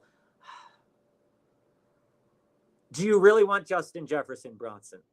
So let us know in the chat. Do you really want Justin Jefferson? Because if you really want Justin Jefferson, we can kind of talk a little bit more about where to head in this situation. If you really want him, we can really think about it a little bit more. Taco Cheese, welcome. So full PPR, start Barkley or HN this week. Also Jaden Daniels or Anthony Richardson this week. Looking at the schedule, I think, okay. I think if I'm looking at it, I think I would rather start Jaden Daniels this week over Anthony Richardson. I think I would rather start Jaden Daniels this week over Anthony Richardson. And, our rankings do back that up pretty significantly that, Jaden Daniels is ahead of Anthony Richardson is in our rankings. And in terms of Barkley versus Achane, right now we have Barkley ahead of Achane. So I would start Barkley and I would start Daniels. Reason being here too, against this Seahawks team, there's a chance that Achane can rip off a couple big runs there. But again, Barkley is more than solid against the Saints team. And I don't think that, the Eagles are going to be out of this game. Like Joe said, we do have the Eagles winning that game. I don't think they're going to be out of that game. I think I want Devonta. Yeah, Devonta is definitely worth starting this week, especially with A.J. Brown out. Would you rather have Josh Downs stashed on the bench or Shakir? I have good wide receiver depth, so I'm curious who you think has a higher ceiling, can only have one. Downs is on waivers. I take Shakir. And I don't know how everybody else in the chat feels about that, but I take Shakir. I think he's on a better offense. He's on an offense that's going to use him. And Anthony Richardson is a low-volume passer right now, and I don't trust any pass catcher, unless I'm really struggling for pass catchers on the Colts. I think I go Shakir, and it's not really even a question for me. Thoughts on Adam Thielen or Josh Downs? Do I drop Coleman for any of them? RGQ. Thielen, we'll see what his chemistry looks like with Andy Dalton. Andy Dalton, isn't going to light fires, but is definitely one of those players that could get the ball to Adam Thielen. When it comes to Josh Downs, the same thing. Is this Josh Downs coming back from an injury? Anthony Richardson, not a prolific passer. Is it wise to invest in a wide receiver that's not on a prolific passing team and only maybe going to see 23 reps or 23 passing, 8 targets, maybe a game? What will Josh Downs do with that? I don't drop Coleman right now, RGQ. I do not think I drop Coleman right now. In Dynasty today, in a 2-quarterback league, not super flex, I traded Fields, Dell, and a 2025 first for Justin Jefferson. The dude was 2-0 with his second QB being Michael Penix Jr. Yeah, dude, fantastic trade. That's the type of trade in a Dynasty league. Jefferson's not cooked, right? This is a trade. Dell coming out with some bad weeks. Dell, you're trading a 2025 first.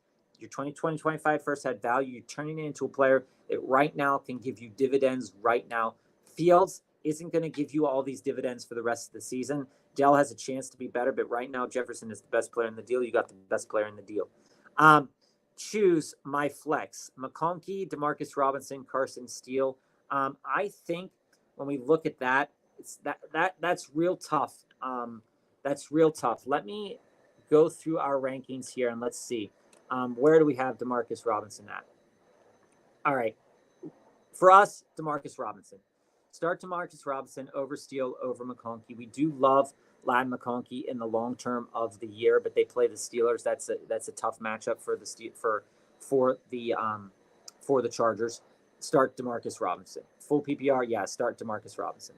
Hey, Marlon, should I trade Jordan Mason, Kincaid, and Khalil Shakir for James Cook? I have sufficient depth that I can risk doing it. I don't think you do that, Marlon. I think that's giving up a lot for James Cook right now.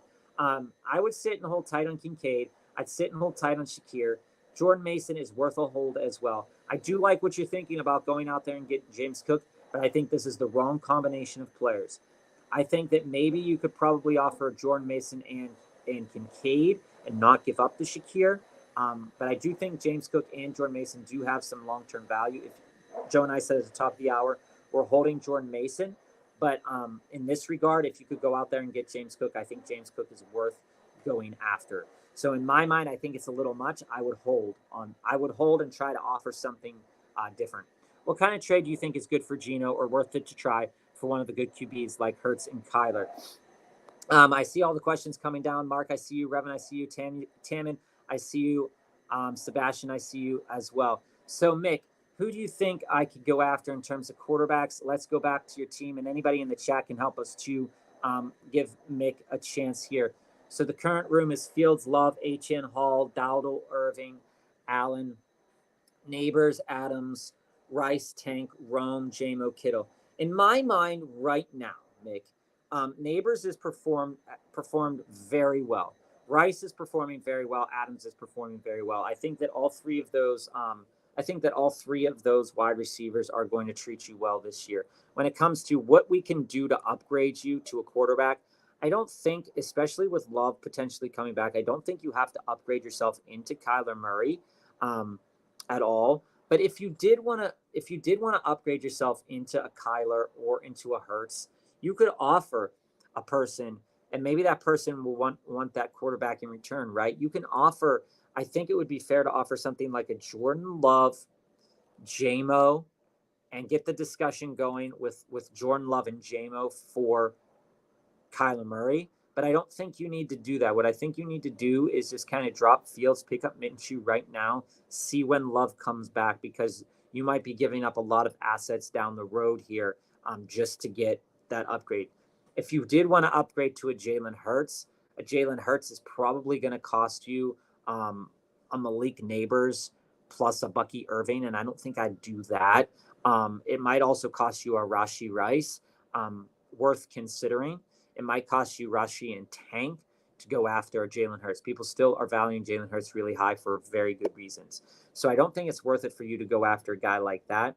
If I were going after a quarterback, you might be able to, for a guy like Geno, I think if you're trading Geno, you might be able to trade straight across the board and be like, hey, I'll throw in Dowdle for Geno, something like that, or do a J-Mo and Fields for Geno and somebody else. Geno's going to cost you a decent amount, and I don't really want to kind of piece together that much. So we already touched a little bit on that question there. Let's go to Aaron's question here. Trade Derrick Henry and Trey McBride for Alvin Kamara. I've got Josh Jacobs as my other running back in Hunter Henry. I think it's definitely worth considering, Aaron, but you're buying Alvin Kamara really high. Alvin Kamara almost every year has a game where he's going to go 4 touchdowns or 3 touchdowns or something like that. We went back and we looked at his history earlier in the episode. 15 touchdowns on the ground, 6 through the air in one season for a total of 21 touchdowns. I believe that was in 2020. I believe that was the big Christmas game that year. Right now, I don't think you have to go out and buy Alvin Kamara, right? And Clint Kubiak's system looks like it's going to treat Alvin Kamara really well. Derrick Henry and Trey McBride are also going to have pretty good seasons coming down the pipeline. Derrick Henry probably is going to have that role, 60 yards and a touchdown. If he doesn't get the touchdown, maybe you don't want to keep Derrick Henry around. I think a trade like this is enough to get accepted. Would I do it? I don't know. I don't know if you have to, but if you really like Alvin Kamara, this is the type of trade that will put you into Alvin Kamara today because it's fair enough to do.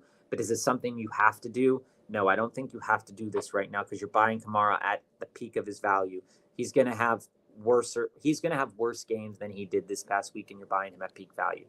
Tamin, some guy wants Mixon or Dobbins, or either sell high. I have AJ Brown and Puka, so I might like Ayuk, Neighbors, Terry, MHJ. My running backs are Kamara, Mixon, Dobbins, Najee, Charbonnet. My wide receivers are Puka, AJ Brown, Evans, Zay, Brian Thomas Jr. Do I think it's worth it to sell high on some of these guys? I think it's definitely something that could be worth it, Tamin. But on the backside here, too, is that, like I was saying to Aaron about trading for Alvin Kamara, you don't actually need to move any of those guys from your roster right now. Right now, you're starting Evans and Zay if it's a two wide receiver league. If you're starting 3 wide receivers, you have Evans, Zay, Brian Thomas Jr. Like we said, Brian Thomas Jr. is probably going to turn, if not already, into the wide receiver 1 for the Jaguars.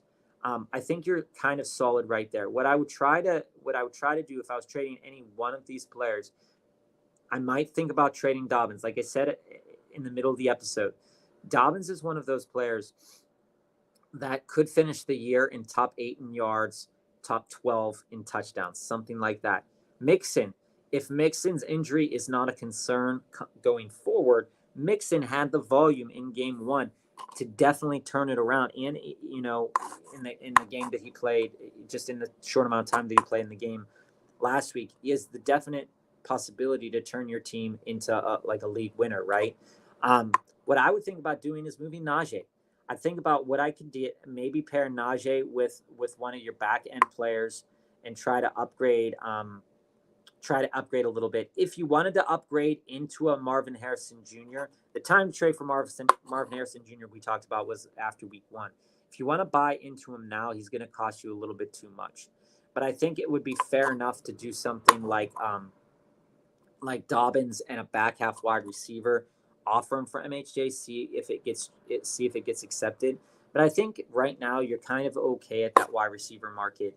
And I think that if you're going to trade anybody, I think that out of your team, I would try to trade out of Najee and Charbonnet right now, because I think Dobbins and Kamara right now are good enough, even with the Mixon injury, to carry you and elevate your team to the next level. I could hold because Flowers and Evans can step up until, yeah, absolutely. I'm concerned about A.J. Brown's injury, and I'm definitely concerned about Puka's injury, but you definitely built your team correctly in the regards as you can weather this storm. You can weather this storm without trading, but again, if you do want to trade and you do want to try to move up into the wide receivers, Terry McLaurin's not worth moving up into.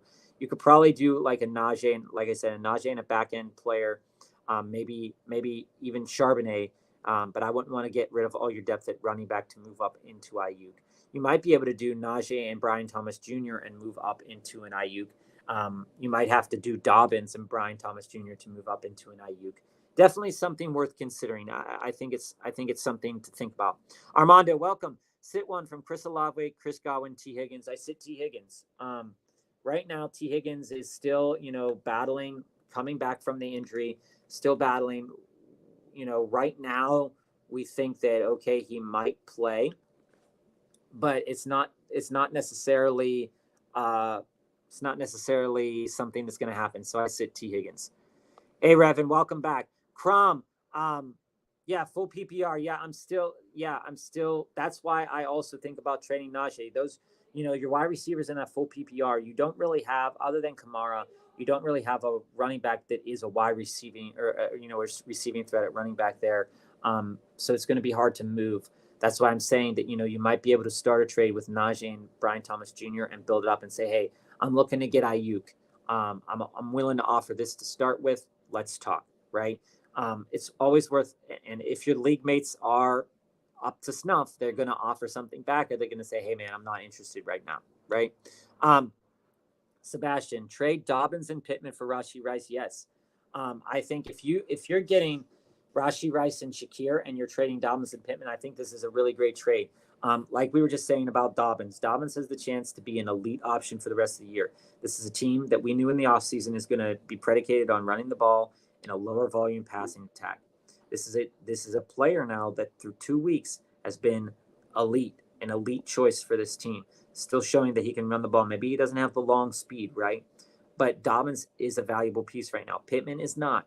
You're trading out of Dobbins, out of Pittman into a wide receiver that has a top 10 wide receiver upside, if not top 7 upside. I think that when I look at this right here, I think that buying into Rashee Rice right now is a good option. This is a team that's very good. If you're at all concerned about Dobbins re-injuring himself, this is a trade that's definitely worth considering. Start 2, DJ Moore, JMO, and Ridley.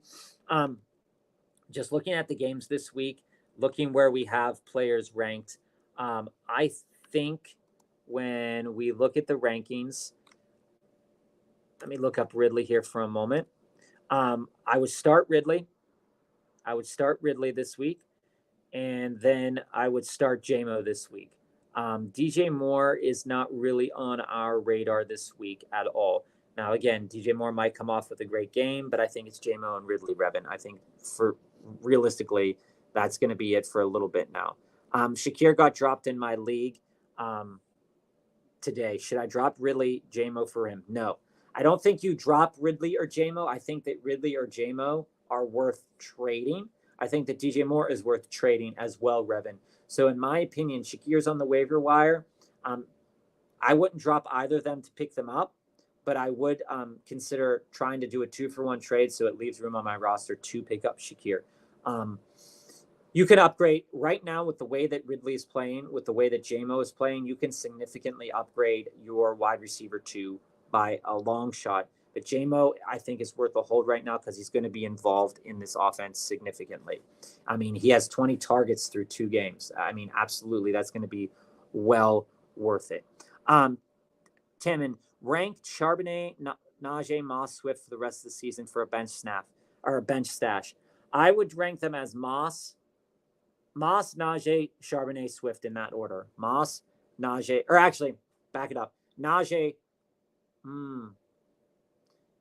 Moss, Najee, Charbonnet, Swift. Moss, Najee, Charbonnet, Swift. I like both Najee and Moss, but Najee's not getting in the red zone again. This is a team that hasn't yet reached the red zone a lot. I'm not enjoying that for Najee. He's going to put up a decent amount of yards, but because he doesn't catch the ball a lot, he's kind of just plodding through it and getting you that solid 60 yards. But again, 6 points, right? We want him to do a little bit more. We need that touchdown. We need that Derrick Henry type of touchdown from him. I think that Moss is gonna play well enough. I think that, depending on what quarterback is starting, Najee is going to have a role, but the amount of points that Najee scores is really going to be dependent on how they move the ball down the field. Mark, if Mixon is out, I only have Chase Brown left. Should I drop him for Cam Akers or just roll with him half PPR? Realistically here, I think that, we bought into Chase Brown, many of us, thinking that he would be the heir apparent, but he was completely unimpactful, uninvolved last week. Keon Coleman, again, was uninvolved last week, but that's a wide receiver, right? So I think when I look at it right here, I think that while I don't like Cam Akers, I don't think I drop Chase Brown. I think I keep Chase Brown, let it roll. I think I let it ride. Because there's a chance that there's a sneaky touchdown in there. Trade Metcalf for Connor or London for Pollard. I think I keep Metcalf because I keep Metcalf. Yeah, Revin. Deontay Johnson on the waivers right now, it doesn't really throw me that much. I think Ridley and JMO are worth trading. They're definitely not worth dropping. I don't trade Metcalf for Connor unless I'm struggling at running back. If I'm moving London, I want to get a little bit more than Pollard. Pollard has put together a pretty good season.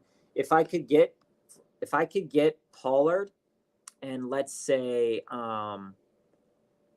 Pollard and a Jerry Jeudy, or Pollard and maybe somebody who wants to move Reed for London, I think that would be a better move because if I'm trading out of London had a good game.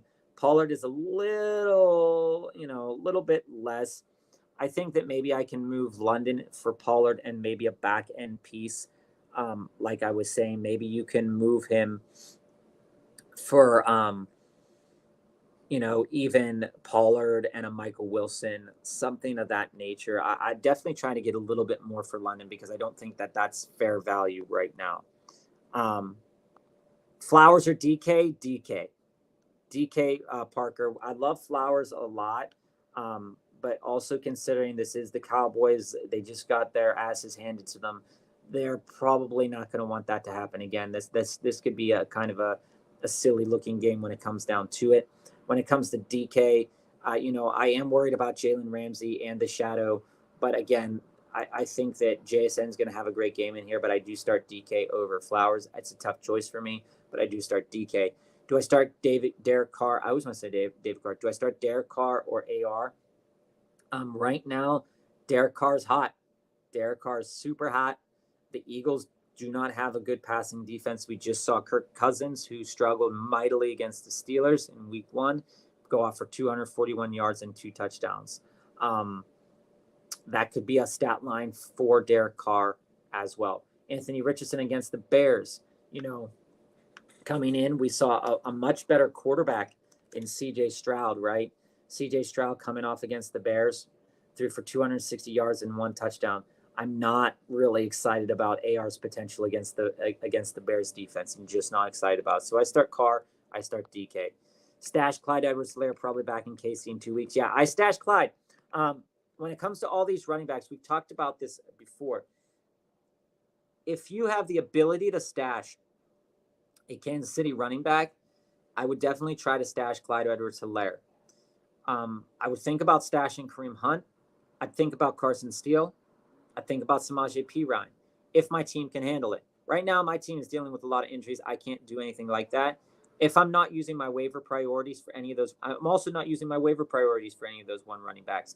But if I have the ability to stash Clyde Edwards-Helaire, I'd stash him. Would you trade Chase for Rashee Rice? Straight up, would I do that? I mean, in the long runs of the season, both of those players have elite upside. Chase is dealing with the injury of Burrow, dealing with very unhappy about his contract situation and all that stuff. I think you could get Rashee and somebody else for Chase. If I'm offering Chase and I'm trying to get across the board to Rashee, I think that I could get one other piece with Rashee. Maybe not something super big or important, but you might be able to get like a tight end. You might be able to get another wide receiver 3 or a flex wide receiver. You could also get a starting running back or an RB2 in that trade as well, I think too. If CD's injury doesn't keep him out, should I flex London or Jameson? I think I'd start Jameson. CD Lamb should play. CD Lamb should play in this game. Did not practice due to the ankle injury. I mean, this season, and everybody who's in the chat right now, this season has been wild with injuries so far. We've talked about this before with the lack of the preseason with starters sitting out. This is not good for the longevity of these players in the NFL, but also it's not good for us in fantasy football. But they're out there making a career. They're getting injured. So, we do have to consider that. I don't think CD's injury is going to be a concern, but AJ Brown wasn't a concern until midweek either. But I think I start Jameson Williams. Going off of our rankings here, looking to see where London is and looking to see where JMO is. We have London ranked 16 this week, and we have Williams ranked a little bit lower than that. Again, it's going to be a tough matchup for JMO, but he's been riding the hot hand. If that can continue, it's going to be great pickings for him. The Falcons and the Chiefs, that matchup could be kind of tricky. I don't really trust Drake London this week. I see all the questions in the chat. Welcome back, Ryan. Welcome, Gozi. Welcome, Aman. Welcome, T-Money. Welcome, Justice. Welcome, Joseph. We'll get to all those questions there as well. Revan, looking to trade for Kenneth Walker. Any trade ideas? I have DJ Moore, Olave, Ridley, JMO, Odunze, JT, Aaron Jones, Najee, and Eckler. You could probably put together right now with the way that Kenneth Walker is dealing with his injury, I think that it would be fair. I think a fair trade right now would be something along the lines of DJ Moore and pick one of those pieces of either Jones or Eckler. You might be able to throw DJ Moore straight up for Kenny Walker. I know probably you'll be able to do definitely Olave straight up for Kenny Walker. Which pieces don't you want to get rid of, Revan? That's my question. Which one of your wide receivers don't you want to get rid of? Because I think it is advisable to go after Kenny Walker. If that injury is not going to be something that lingers with him, he's going to be productive. Yeah, Zach Charbonnet is going to be productive too, but he looked like a bell cow that week 1, and that looked real nice. Dynasty Superflex. Would you send Dell and Ramondre for JT? Wide receivers are currently CD, Amon, Ayuk, Olave, DJ Moore, Dell. Running backs are Brees, Kamara, ETN, Ramondre. Start 3 wide receivers, 2 running backs, and a flex. Yeah, I'd consider this. I would definitely consider this, and anybody in the chat can also talk about this as well. I understand having depth in Superflex. I understand liking depth, period, in leagues, and I like leagues with big benches, right? Because we just saw a big string of injuries, and that really has hurt a lot of teams. And right now, my bench is only 6 players, and I got 5 players injured, but I can't drop them. I only have 1 IR spot, and Yahoo keeps messing around with the last week Mostert was out. And he was out, and now he's back to being questionable. I'm like, well, he's probably not playing this week. We'll see what happens, right? But again, that's something that just depends on your league. But I think I do this trade right now. Dell is getting the bad rap of things right now. Didn't really get involved in that game against the Bears. Didn't really see a lot of good things from week 1 usage. I think I do this trade. Ramondre has the highest value he has right now.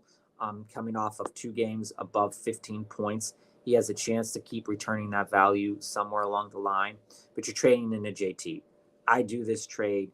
And I think and your team will be absolutely electric. You'll be starting Brees, Kamara, JT, and ETN, and deciding every week between ETN and probably Olave.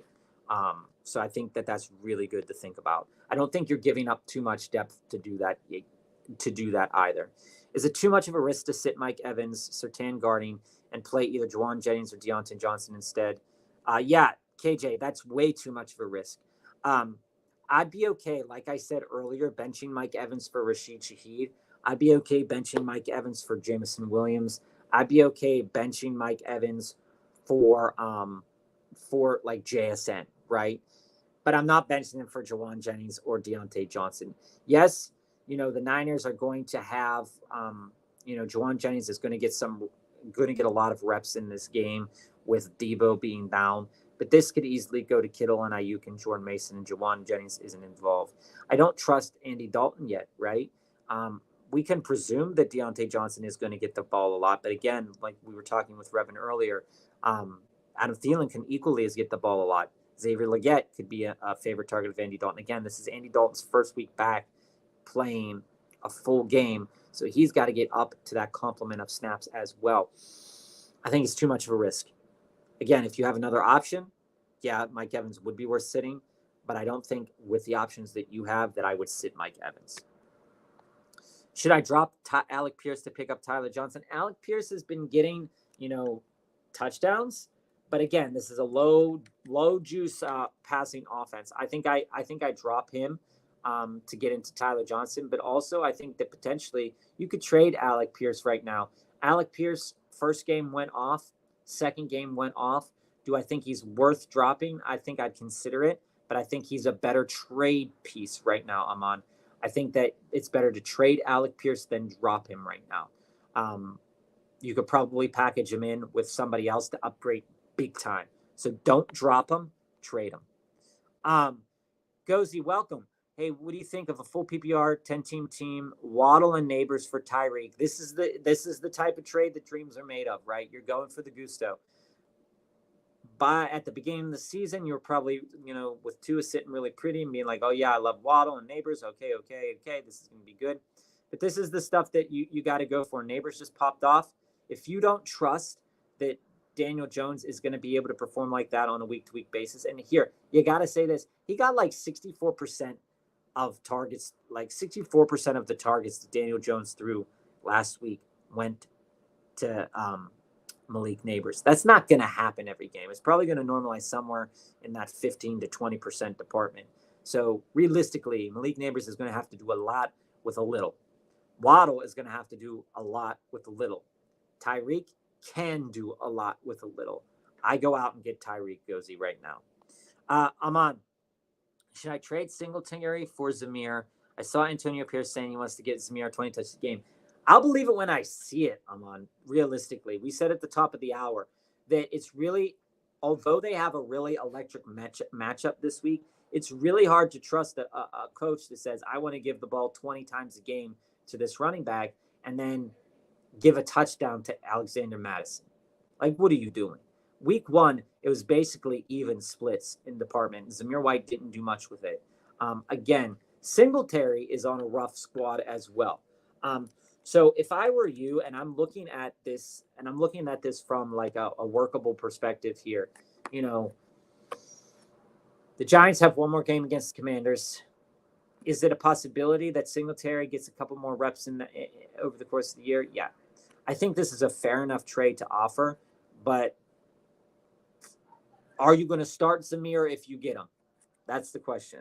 Are you going to keep Singletary, and how many times a week are you going to start Singletary? And where would Zamir fit in your lineup if you did trade for him? Because ideally, you want to get if you're trading for him, this 1-for-1, I'm assuming that you want to start him on. So that's something that I would consider. I see all the questions in the chat. We'll get to those. Hey, Clap. Hey, Bulldog. Hey, Sotal. Camden, would you invest in Bucky Irving? Yes. Yes, I would. Could I trade Rome Odunze for Bucky Irving right now? I don't think you could. I think that a lot of people out there, with the way that Caleb Williams has been playing, a lot of people do not trust Caleb Williams right now, and there's a very good reason for that. He's learning. He's having the rookie shakes and shivers. Rome Odunze was limited in practice again. I think right now that Bucky Irving is a much better play than Rome Odunze, despite Caleb Williams seeming to have a nice relationship with Odunze. I think that Bucky Irving is the better shot than Rome Odunze. I don't think that trade gets accepted, but it's worth trying. That's the type of low level trade that in a couple weeks could pay real big dividends for either owner. So I think it's worth trying. Money. Should I trade Mahomes and Ridley and London for Burrow and Chase? No.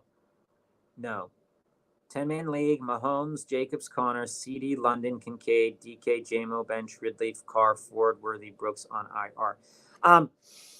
I say no, but I do think it's worth considering moving Ridley and London.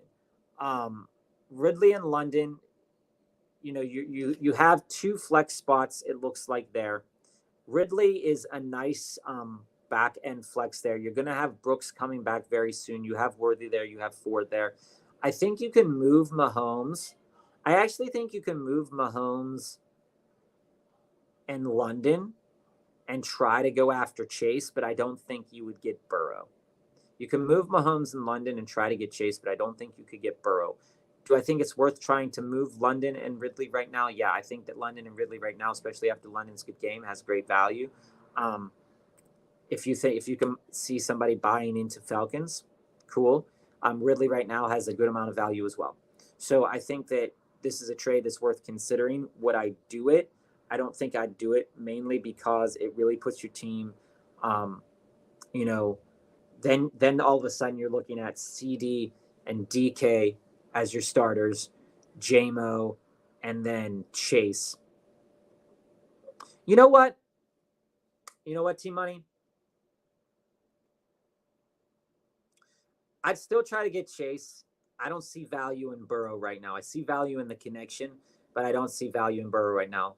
Try to keep going after Chase because Chase will make your team better. But I don't know if Burrow makes your team better. Justice, trade CeeDee Lamb and Eckler for Jonathan Taylor and Nico Collins. Oh, my God. Yeah, Justice. If you can put a trade like that in, I never really suggest to trade the number like a player like CeeDee Lamb. But if you're getting back an alpha and Nico Collins and a top dog running back like that in Taylor, and you only have to kick in Eckler, I would do that trade. So Justice, I would do that trade. If I'm trading away Lamb and Eckler to get Taylor and Collins, and everybody in the chat can also respond back to Justice here, I think I'd definitely do that trade. Nico's an alpha in the same regard Lamb is on a high volume passing offense. Taylor is absolutely electric. Jonathan Taylor. If you can get that done, I'd do that. I don't know if that would get accepted, but if that's what was offered to me, I would do that. Michael Pittman or JSN and Eckler. I like JSN and Eckler there, Joseph. JSN had his coming out party. Michael Pittman looks like he's floundering in this offense. That's going to be a low volume as opposed to Gardner Minshew, what we saw last year, which was decently low volume, but all of the targets were going his way. Eckler is getting those back. I think he has like 99 total yards on the year in terms of the passing, and that's like the highest of any receiving option on Washington. So he's definitely part of the game plan. I would rather have JSN and Eckler than Pittman, but I think that you might be able to. I think that that's a fair enough trade for Michael Pittman right now. I would try to elevate Michael Pittman into something else, but I think that that's fair enough. Would you trade Ramondre for Derrick Henry straight up if I can get it done? I'd think about it. Camden. Right now, I think that I wouldn't trade Ramondre before this week. Pardon me. I think that Ramondre is going to have a good week this week on Thursday night. The Jets' run defense wasn't very good the last couple times we've seen it. But I think this is a future worth considering trade. So would I trade Ramondre before this week's game? No. But if this trade is still on the table after next week, I think it's worth considering because Derrick Henry does have significant touchdown upside in a Baltimore Ravens offense that can move the ball. So, Revin, this goes back to what we were saying earlier about guys that you kind of want to move on. Yeah, I do want to see how DJ does this week, but would maybe trade him. I'm pretty open to trade Ridley and Eckler. Yeah, I think that those guys are the guys to move on from. Ridley with Levis, is he trustworthy? I'm not 1,000% sure on that. And I think that if I'm going after Revin to upgrade my roster, like we were talking about with you throughout the week, I think that, out of all those guys, yeah, I'm not moving on from DJ Moore, but I would be willing to trade Jameson Williams. I would be willing to trade Jameson Williams, and I would be willing to move on from Ridley. Stroud or Mayfield this week? This is a very, very good start-sit question here. So hope to help you here, Pool Dog. Our rankings give us where's Stroud? Our rankings give us Stroud over Mayfield, but it's close. We have a floor. We have a floor for CJ Stroud around like 15 points. We have a floor for Mayfield around 14 points. We have a high for CJ Stroud around 28 or 29 points, and a high for Baker Mayfield around 25 points. So it's really, really close. But we'll go. I would. Yeah, I would go and I would err on. I would go with CJ Stroud. SoCal, coming up to the last couple of questions off the board. So everybody, thanks for joining us today. We'll be on tomorrow talking more start sits. We'll be talking a Thursday night game tomorrow, talking a little bit more about Ramondre and Breece Hall. Should have really electric games tomorrow. Let's get to these last couple of questions here. I traded Dobbins and Olave for Chase. Was this a good deal for me? This is the type of trade, SoCal, that, on paper at first you're like, oh, that's a little bit scary for me. But Dobbins has the chance to be a top 8 in yards, top 12 in touchdowns type of player. Olave has a chance to be, a top 15 player in terms of yards. Who knows where his touchdowns are at. Chase, a healthy Chase with a healthy Burrow, assuming Burrow continues to grow healthier. This is the type of trade that could win you a league. You went out there, you sold a guy that had 2 really great weeks, and you're questioning whether that guy is going to continue to have it. You're not really gonna, beat yourself up over this because it's not like you traded Dobbins and Olave for JSN and a couple other pieces. You're trading them for an alpha. I would have tried to go after like a Nico, but I like I said, I like Chase. Chase is one of those guys that, depending on your roster, you could trade out of or into, because he can return you a lot. I think this is a fair trade. I think it was a good trade for you, SoCal. I think Chase is going to be a good player going forward. Do I trade Pacheco for Javonte in 0.5 PPR? I'm so hurt at running back. Clap. I feel you, dog. Like, I am currently, I got Kenny Walker on my bench, Raheem Mostert on my bench, Jordan Love on my bench, AJ Brown on my bench, Cooper Kupp on my bench, all hurt. And, with Yahoo's weird things, I can't really pick anybody up because I'm going to have to drop one of those guys. I just dropped both Caleb Williams and Justin Fields to pick up a quarterback for this week because I don't trust Caleb Williams or Fields this week. I'm starting Gardner Minshew this week in my league. But again, is it worth it to trade Pacheco for Javonte? I think even an unhealthy Pacheco with a broken leg, I don't think realistically he's going to come back and be a value to us this fantasy season. So I'd want to get a little bit of value for him where I could get it. Where I might try to push this value a little bit is into the Jonathan Brooks owner, and see if I could get Jonathan Brooks, who might be coming back a little bit, and maybe a starter right now. Maybe I'd push Pacheco onto Khalil Herbert, trying to get into buying a little bit into Khalil Herbert. I'm just not sold on Javonte, right? Javonte hasn't gotten, his usage has been like really spotty. It hasn't been something to kind of write home about. And especially if you're looking for like a bulletproof play, we're not getting a bulletproof play with Javonte, and with Tyler Batty even getting some carries. All right, Clap. So you're the Brooks center, so that's good. That's good. I think that's going to be solid for you coming back in a couple weeks. The 19 carries, 40 yards. Tyler Batty got into the mix. Jaleel McLaughlin is in the mix. I just don't see any value right now in the Broncos running backs, period. So if I'm going to move Pacheco, maybe I move Pacheco. Maybe I'm not. So framework this. Maybe I'm not moving Pacheco for a running back straight up right now, but maybe I move Pacheco right now for a wide receiver. I go out and I look at teams that are a little bit weak that are strong at running back, but might want to back end push towards later in the year. So if I'm thinking about this, I'm trading Pacheco to the owner of, let's say, Derrick Henry and maybe JT, right? And I'm saying, okay, Pacheco is going to return value to you later in the season when you really need him to. Let's say that guy has a wide receiver that you really that you could trade for a better running back. So let's say I'll give you Pacheco, you throw me Shakir and Jerry Jeudy or something like that. Then moving Shakir and Jerry Jeudy for a running back that's better than Javonte Williams. Seeing if you can trade it like that is how I would approach moving Pacheco. You want to move Pacheco to the team that's not struggling. But right now, trading Pacheco for Javonte straight up doesn't really help you also in the interim, unless you really want and value, the 4 points that Javonte Williams will probably get you. So hopefully that helps, Clap. And we're going to be on tomorrow as well. Hopefully, you can join us tomorrow. We can kind of talk a little bit further about that, Clap.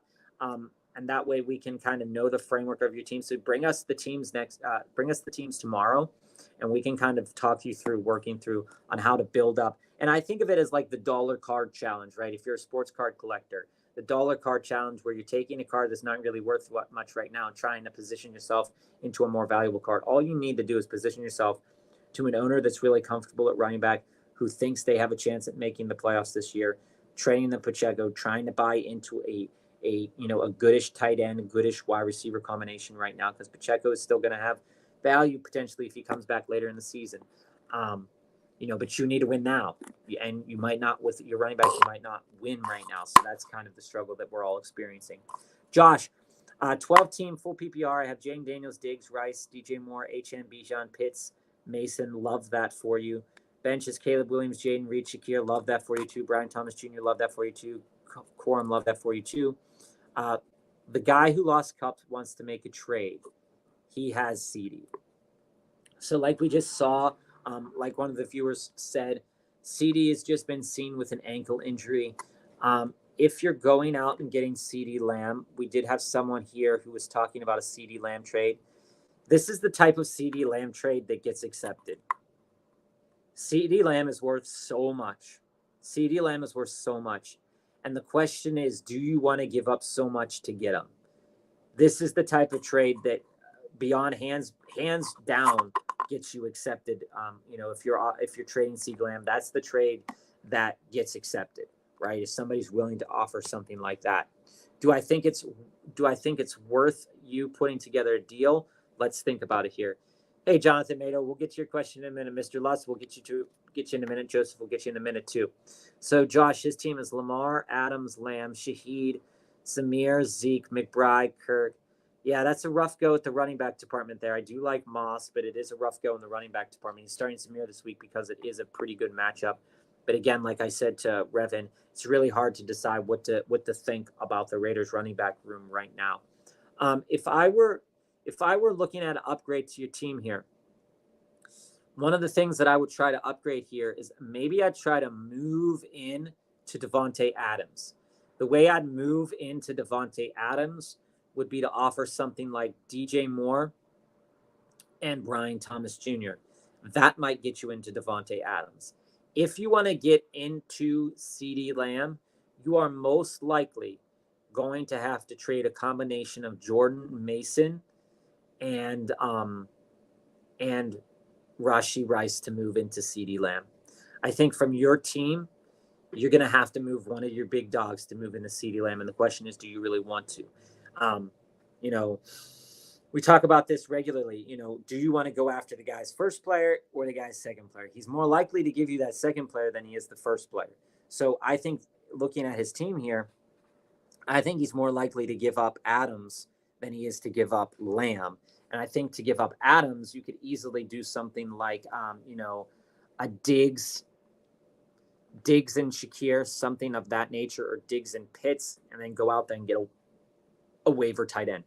That's where I fall on that, Josh. I don't think you have the trade assets unless you really want to blow up your team to go after CeeDee Lamb, and it's not really a necessity to go after CeeDee Lamb right now, even considering his team, right? So he's probably went out, got Demarcus Robinson.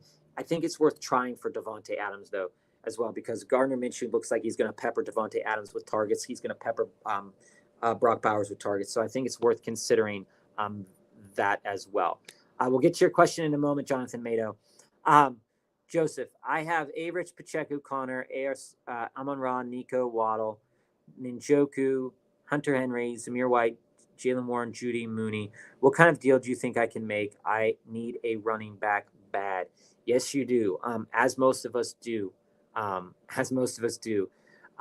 So I think right now, we talked a little bit about Judy's weird target share, that it looked really nice, 93 yards, a bunch of targets.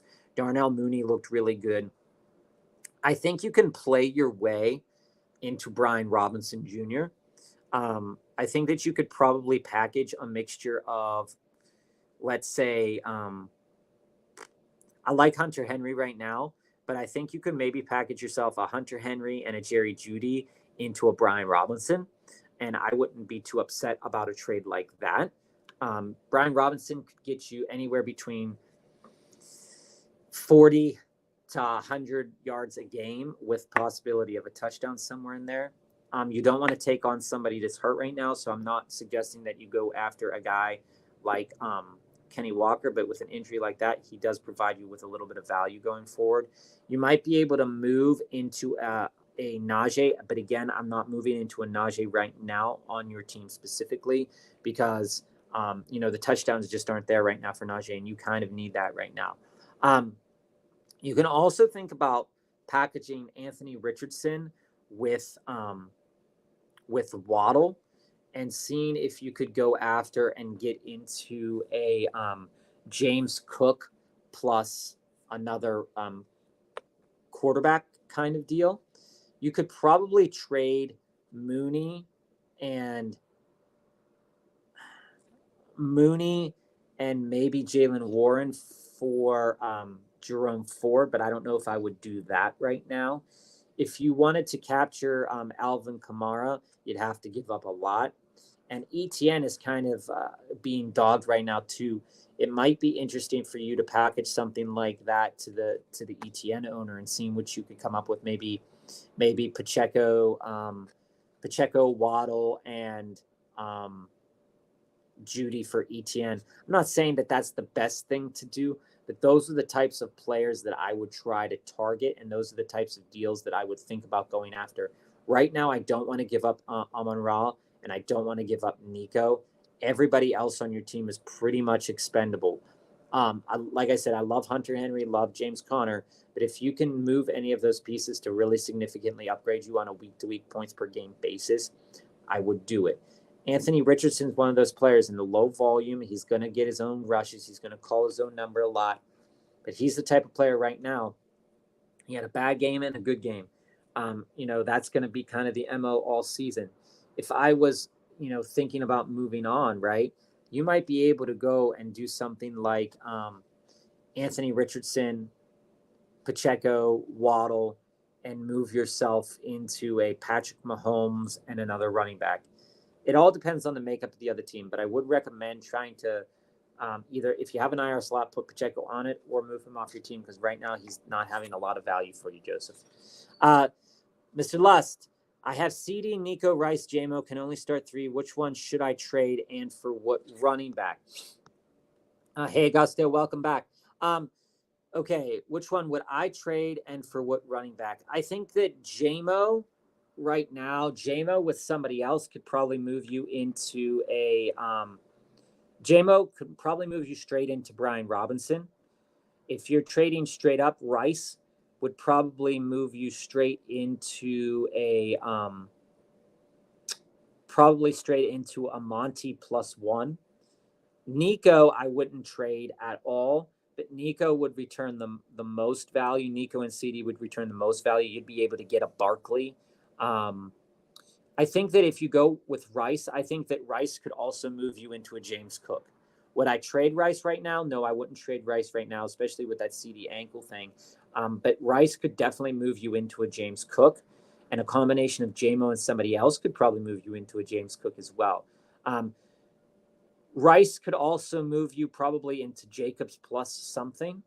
JMO plus something can move you into a Josh Jacobs. You could trade probably JMO straight up across the board, maybe for a J.K. Dobbins, depending on how people are thinking about it. You could probably pair Rice and somebody up to move into an ETN +1. Stuff like that would be what I would consider.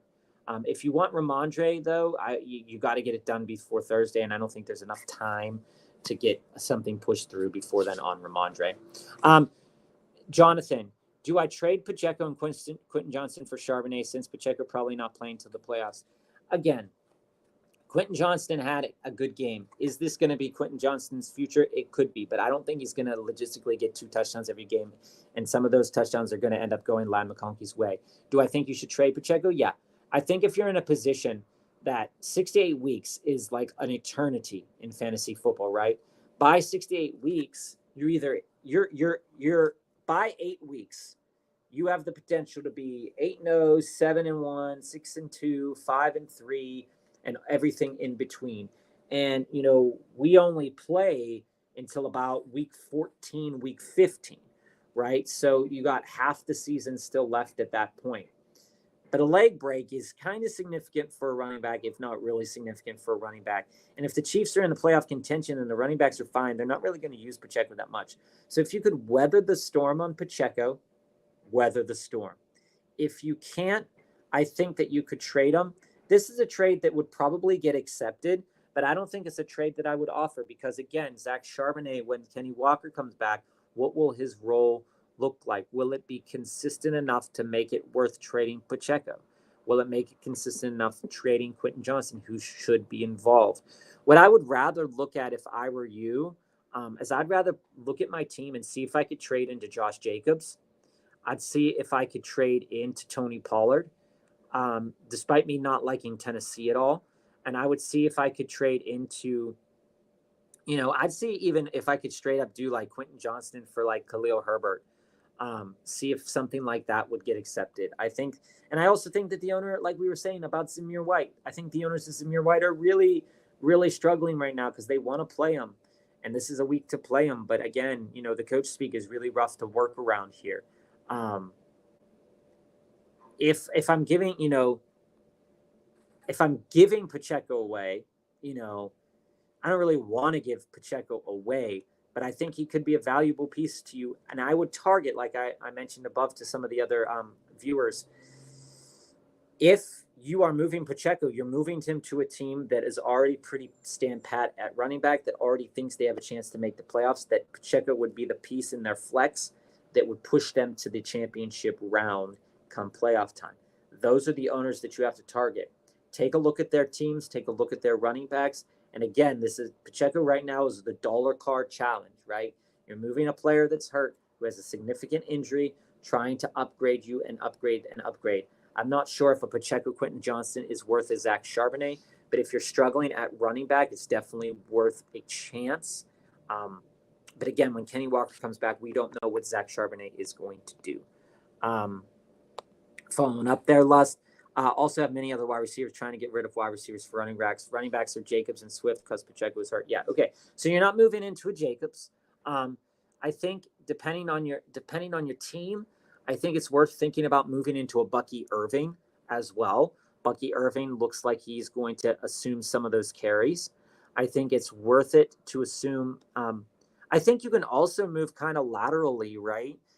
Not moving Pacheco away, but seeing what you could do to get into a Devin Singletary. Devin Singletary will kind of weather the storm with you. The Giants aren't very good, but if Devin Singletary can put together 50 yards, a couple receptions a game, it's worth considering. Again, he's not good, but it's something to consider. And he's healthy, right? Right now in the league, we want somebody that's healthy. That's what we want. That's what we need. I think that you could, without going too far, you could probably trade Quentin Johnson straight up across the board for Devin Singletary, depending upon the owner's situation with Devin Singletary. I think you can also think about, getting into Khalil Herbert. You already have DeAndre Swift. That's something to also consider too there, Mr. Lust. Augusto, and then Josh will come back to you. Riker will come to you. Oberg will come to you as well. My running backs are Hall, Kamara, Etienne, Ford. My wide receivers are London, Rice, Neighbors, Godwin. Would you recommend me to trade Etienne for Smithing, Jigba, and Flowers, and then trade London and Ford for a good running back? Augusto, I really think that that's worth considering. Again, with a team like yours, you're trying to maximize your starting lineup right now. You're in a really good situation. You've got a lot of good players, a lot of healthy players. What we want right now in the league is health, and that's what a lot of people are struggling with. Another trade could be Godwin and Etienne for Barkley and Flowers. I like that. I like that a lot. Augusto, I think that when you look at the board right now with what you offered, what you're thinking about, Etienne for Smith and Jigba and Flowers is going to be, I think, an excellent return for Etienne. It moves you into a couple good players, but does it move the needle on your overall player pool? Not yet.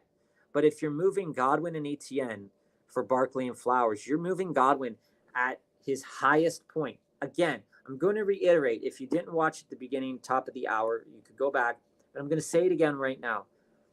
Godwin is the wide receiver one. We all know that right now. He's the wide receiver current number one in the league. There's a very good chance that he remains in the top 8. There's an even better chance that he remains in the top 12 across the course of the season. But his value isn't going to be any higher over the course of the season. If he drops to a wide receiver 3, wide receiver 4 on the season, that's because some other players are doing better than him, not necessarily he's doing worse. But his value is the highest it's going to be right now. He has 2 games where he was targeted a boatload and caught a boatload in his new role. We all heard about this role. We knew this was going to be a product of the system, right? What I want to point out, though, is that he has had games in the past where he's thrown up two receptions, 11 yards. It's likely that could have happened at some point in the season. Right now, he's wide receiver 1. He can't return you more value right now 6 weeks from now. If 6 weeks from now he's wide receiver 1 still, then that's great. That's good. And you kept him on your team, that's fine. But you're going out there, you're moving Godwin and Etienne for a guy that is a known running back 1, potentially top 5 finishing running back in the year. Etienne finished really high last year, but the Jaguars are floundering right now. Flowers has the potential to finish in the top 24 of wide receivers this year in terms of yards. He has the chance to finish in terms of the top 30 wide receivers in terms of touchdowns in a given year. Last year was a learning curve year.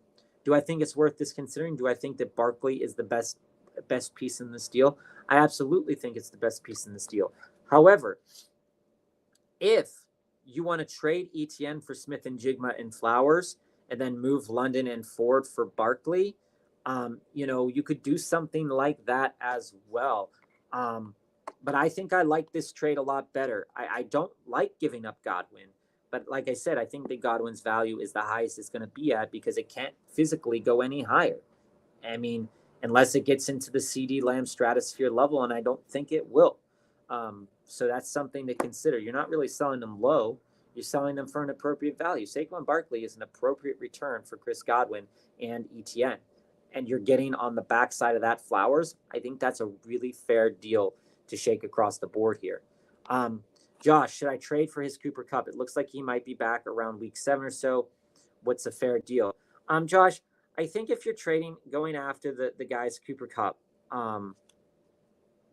if you're going after Cooper Kupp here, from what I remember yesterday, you're in a position to make some good deals. You're in a position to make some moves here. If you think you can get in on Kupp, I think a fair move for Kupp right now, in terms of he's going to be back week 7, week 8, maybe dealing a little bit with this as a lingering long-term injury. I think right now you can start a conversation and simply say to the guy, hey, I'm willing to move DJ Moore and Brian Thomas Jr. to get into Kupp. It leaves you a little weak there, but you do have Jaden Reed. You do have Shakir.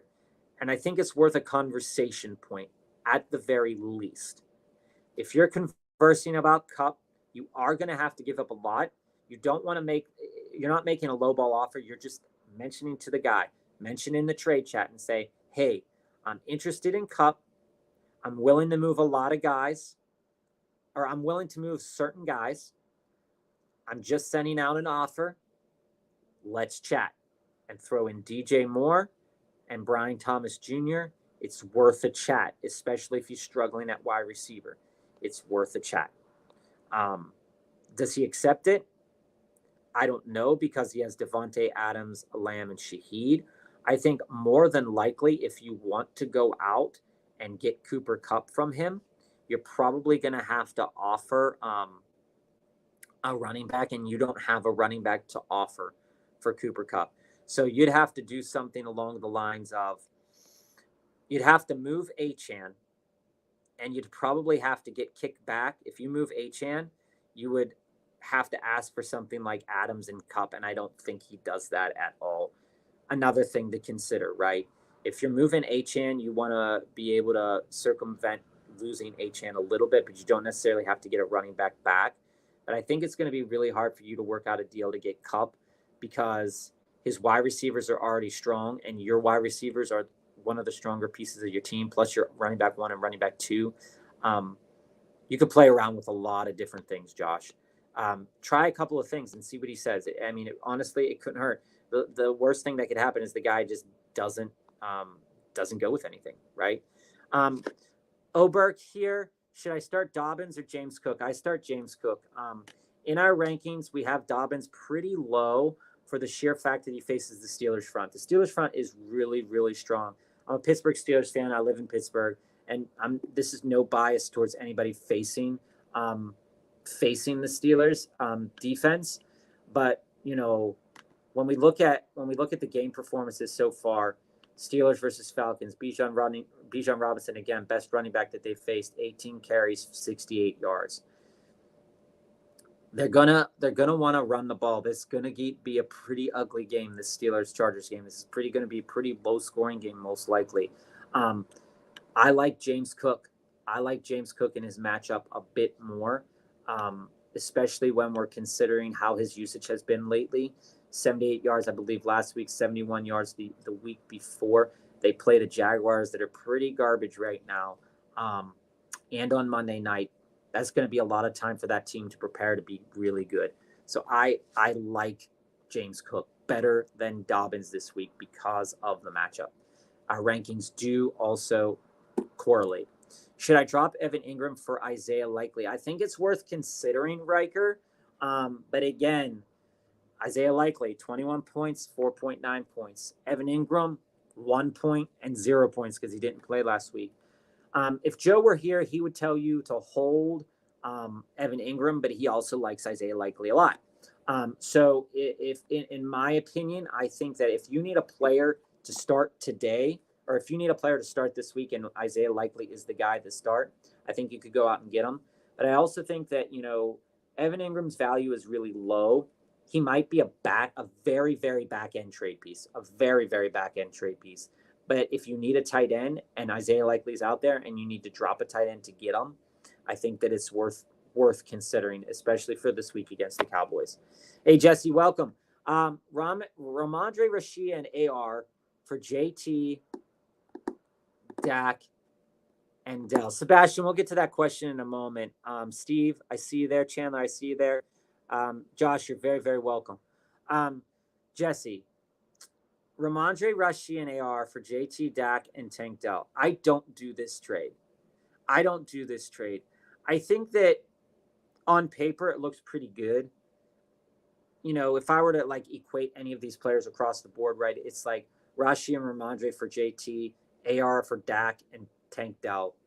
Something along those lines is probably how I would view this trade. But right now, I'm not sure Tank Dell is cracking my starting lineup. Tank Dell's not cracking my starting lineup.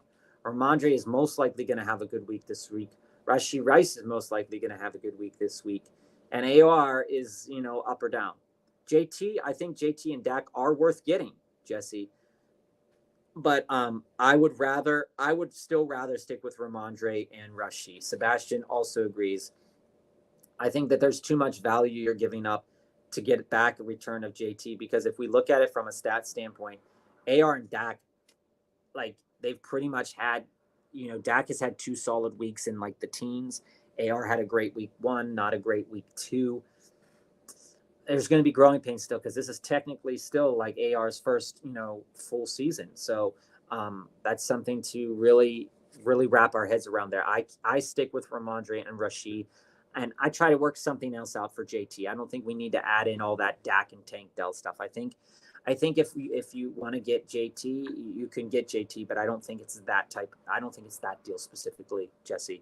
Any trade opinions for Jordan Mason? My running backs are Kyron, Dobbins, B-Rob. My receivers are Jettis, London, Pittman, Tank Dell, Ridley. I think that you can't get Jordan Mason right now, Sebastian. The way that Jordan Mason is playing in an offense that's going to rely on him, I don't think you can get Jordan Mason right now with the player complements that you have. I think if you were to go after Jordan Mason, you're probably going to have to trade out of London and Kyron, maybe even B-Rob, London and B-Rob into Mason. That might get a conversation going, but that might also get shut down right away, depending on the Jordan Mason owner. If we knew a little bit about the Jordan Mason owner's team, we could probably put together a little bit of a deal on that end, Sebastian. So hopefully join us tomorrow and we can talk a little bit about that, Sebastian. We can discuss what we can kind of piece together for you on Thursday. Running backs are Brees Mason, Monty, Braylon Allen, P. Ryan Pacheco, Amari, Rice, Higgins, Kupp, Whittington, Quentin Johnston, tight end, Kelsey. I'm in a 10-man PPR. What kind of trade should I make for a wide receiver? Okay, Jonathan. So this kind of sheds a little bit more light on, trading into, you were suggesting that maybe you wanted to trade into Charbonnet. And anybody here right now, we can also talk with Jonathan about this to try to get him into a better team. I think that if you're moving into a wide receiver, the Higgins and Kupp injuries really are struggling for you. The Amari injury the Amari play sucks. Amari's play has been really terrible. I think that if I'm going out there and getting a wide receiver right now, I think you can move Travis Kelce. I think you could pair Travis Kelce and probably Quentin Johnston, and you can move into, you could probably move into a mixture of a Rashid Shaheed and somebody else kind of territory. Ideally for your team, though, what I would like to see out of your team is to try to move into a DK Metcalf type of wide receiver. I think you could probably move Monty and Higgins and maybe a back end Quentin Johnston or P. Ryan to move into a DK Metcalf.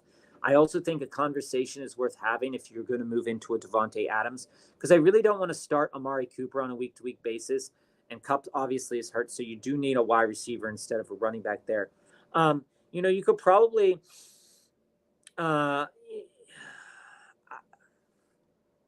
you could probably also move into George Pickens very easily. George Pickens was targeted a decent amount. Russell Wilson, when he comes back, is probably going to target George Pickens a lot too. Justin Fields also likes George Pickens as well. I think you can easily move into a George Pickens if you decide to say, hey, Kelsey and Amari for George Pickens, and if you want another back end wide receiver, something like that. I think something like that is worth a conversation starter, Jonathan. That's the type of player that I would move into as a wide receiver.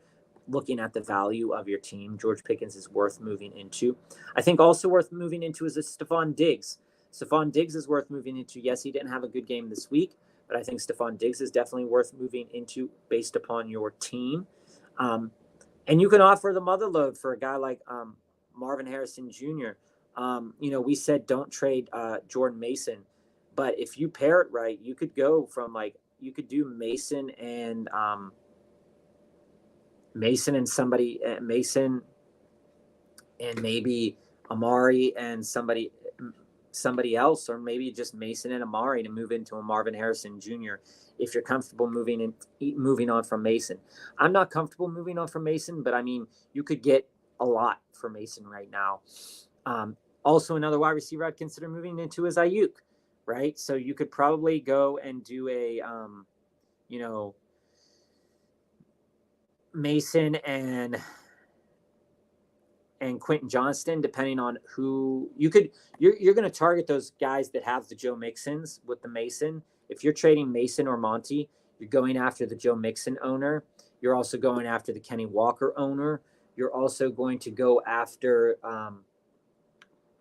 you could also target the Josh Jacobs owner who really wants to improve his team. You're going to go after the Najee owner. If you're offering that guy like Mason or Monty, you're going to go after the Najee owner. You could also go after the Cook owner, depending on how they built their team. Those are the types of teams that I would go after. And we can talk more about it tomorrow, Jonathan. We'll be on the air tomorrow as well. Trade Purdy and Zamir and Tyreek for, is that Deshaun Watson, Achane, and Rice? I think you're taking a significant downgrade if that's Deshaun Watson from Purdy to Deshaun. I think you're making a significant upgrade moving from Zamir to Achane. And I think it's only a moderate downgrade from Tyreek to Rice. So if it was a Watson thing, I wouldn't want to include Watson or Purdy in that. I would want to talk a little bit about that to the person offering me that trade and try to figure it out. But I do like Achane and Rice, and I do think it's fair enough if somebody wants. I think it could be something like that, like Tyreek and Zamir for Achane and Rice, and leave the quarterbacks out of it. At the top of the hour, we did like trading into Tyreek right now, but if you want to trade out of Tyreek, those are the types of players that I think are worth it. Steve, I got Derrick Henry, Kamara, Hill, McLaughlin, McConkey, to Brian Thomas Jr., any players I could target trades for. We love Lad McConkey. We think he's going to end up having a pretty decent enough season. With the players that you have right now, people want to buy Alvin Kamara. A lot of people want to buy Alvin Kamara after the 4-touchdown game. He's worth a king's ransom right now. But let's be realistic. You're probably not going to get too much for Alvin Kamara. But you are going to get a fair deal for Alvin Kamara right now. But I wouldn't trade him. If that's Tyreek Hill, I'd stick tight on Tyreek Hill. McLaughlin, or Jaleel McLaughlin doesn't really have much value to me right now. I think that if I was going after a player, I would want to target some back end. I'd want to target some wide receiver threes to strengthen my wide receiver 3 position there, or potentially my flex position. I'd be going out there. I'd be looking at players like Jaden Reed for when Jordan Love comes back. He's going to end up getting a decent amount of targets right there when he comes back. Again, George Pickens is a guy that I'm targeting. JSN is a guy that I'm targeting. Stephon Diggs is a guy that I'm targeting. Those guys, I think, plus Khalil Shakir, I think those guys are worth targeting right now with the guys that you have. Jonathan, I was thinking on trying to get Dell because the owner doesn't want him anymore, but I'm not sure how he'll be rest of the year with Dave. Yeah, that's exactly why I don't like week one. Somebody said on the board, Dell for Mason. And I said, if we don't know what Mason's going to do, it's worth considering. And I thought at that point in time, Dell could be like starting in my starting lineup. Right now, after what I saw week two, I'm not so sure he's touching my starting lineup right now. But that was only predicated if CMC was going to be there. Obviously, CMC wasn't, so Mason was worth holding. I don't think I'd go out there and try to get Dell right now. But Dell's value is the lowest it is right now, so he's probably going to be a chip-in piece right now and not really a main part of the deal. Yeah, I think it's worth considering, Josh. I really do. And we can talk more about it tomorrow as well. Also, Riker, should I hold Christian McCaffrey? Heard he's coming back week 8 or 9. Yeah, it's worth holding Christian McCaffrey because unless you can make something crazy, it's really not worth doing. And I think most people right now with Christian McCaffrey and 10 to 9 aren't really like looking into that really, really heavy. Should I pick up Carr over live since he's injured for at least one more week? Yeah, I think picking up Carr is really smart this week. I really do like Carr this week. I like his chances to be successful. Picking up Carr and just benching Love can't hurt. Hey, Abraham, Connor, pick one PPR: Christian Kirk, 4, Juwan Jennings, Demarcus Robinson, and Bills or Raiders defense this week. I go Demarcus Robinson over all those guys. Talk to me a little bit tomorrow, Connor. Right now, my gut feeling and our rankings show Demarcus Robinson. I'd like to get Joe's opinion on that too. I think it's not as tight as it seems. I think Demarcus Robinson by a mile right now. And in terms of defenses, which one do I start? Bills or Raiders? I start the Raiders defense. They could be really solid against Andy Dalton. I start the Raiders defense. What do I think about Brooks, Drew? What do I think about Jonathan Brooks? Jonathan Brooks could definitely come back healthy and change the framework of this team. I don't think he's going to move the needle so much, but I think on a week-to-week basis, depending on a lot of things, especially if Dalton is the quarterback or they go back to Bryce Young, I think that Brooks has a decent enough chance to put up like Najee type numbers of like 60 yards a game. Maybe he doesn't get some touchdowns in there, but he was an electric runner at Texas. And I think if he comes back and does that again, it's going to be nice for him. Should I trade Justin Jefferson, Kyron, and K9 for CD, Cook, and Rashad White? It's full PPR. Abraham, I don't want any part of Rashad White right now. I don't want any part of Rashad White. I would rather keep K9. I'd rather keep Kyron. I'd rather keep Jefferson. I love Cook and CD, but I don't want any part of Rashad White. So I try to rework that trade. Join us tomorrow. We'll definitely try to rework that trade with you. Sebastian, would you rather trade Pittman or London, and would you rather trade B. Robert Dobbins? I'd rather trade Pittman, and I'd rather trade Brian Robinson. Those are the two players I'd rather trade. It all depends on how you feel, though. I'd rather trade Pittman, and I'd rather trade B. Rob. That's just a personal opinion. I think that Dobbins and Brian Robinson are definitely, even though Dobbins had good weeks, he's definitely still underrated. People really don't believe in him. And Brian Robinson put together a pretty good year last year, and he's definitely underrated as well. Riker, final question. Should I drop the Cowboys defense for the Chargers defense? It's worth considering. Yeah, I think I would. I think I would drop them. The Chargers or the Dallas Cowboys could come off at any time, but the Chargers play the Steelers. Steelers look like garbage most games. They can't really move the ball at all. It's really, I go Chargers in that. I definitely go Chargers at that. Who wins this 18-team PPR, Chandler? Are we talking about the trade from earlier? Like I said, I think I'd leave the quarterbacks out of it. See if I could just float the Zamir, Tyreek and HN and Rice. Tyreek is technically the best player in that deal. But again, the combination is something, that type of combination, Rice and HN, is what needs to happen when you want to get a Tyreek. So Watson, HN, Rice for Tyreek, Zamir, Purdy, Shakir, Pacheco. Chandler, it really depends on who your other quarterback is, to be honest with you. So if you're trading, are you trading for Tyreek? or are you trading Tyreek away? Because I just don't like the value of Deshaun Watson. I really just don't like the value of Deshaun Watson. So, with that said, Chandler, I think right now, okay, I think right now, if you're getting the Watson side, you have Purdy, you have. I don't like the second iteration of this trade. So you said Watson, HN Rice for Tyreek, Zamir, Purdy, Shakir Pacheco. I don't like that at all. That I hate. I hate that part of it, Chandler. But if you're going to move this and you already have Justin Herbert, I'd consider this because HN and Rice are going to be valuable pieces, especially in an 18-team PPR. So, yeah, it's really worth a chance because you're upgrading significantly at the running back position and you're only downgrading slightly at the wide receiver position. You're probably going to start Justin Herbert over Deshaun Watson on a week-to-week basis. Again, Purdy and Herbert are both in low-volume passing offenses, so it's fair enough. But I would not do this. I would not do that. I would do the other one instead if I were thinking about it. So hopefully that helps, Chandler. And Flash here, standard scoring, big trade. Purdy. Okay, so you have Hall, Harrison, Ayuk, and Rice. What side are you trading into? Are you trading away Purdy and getting into the St. Brown side? So Purdy, HN, Andrews, Mostert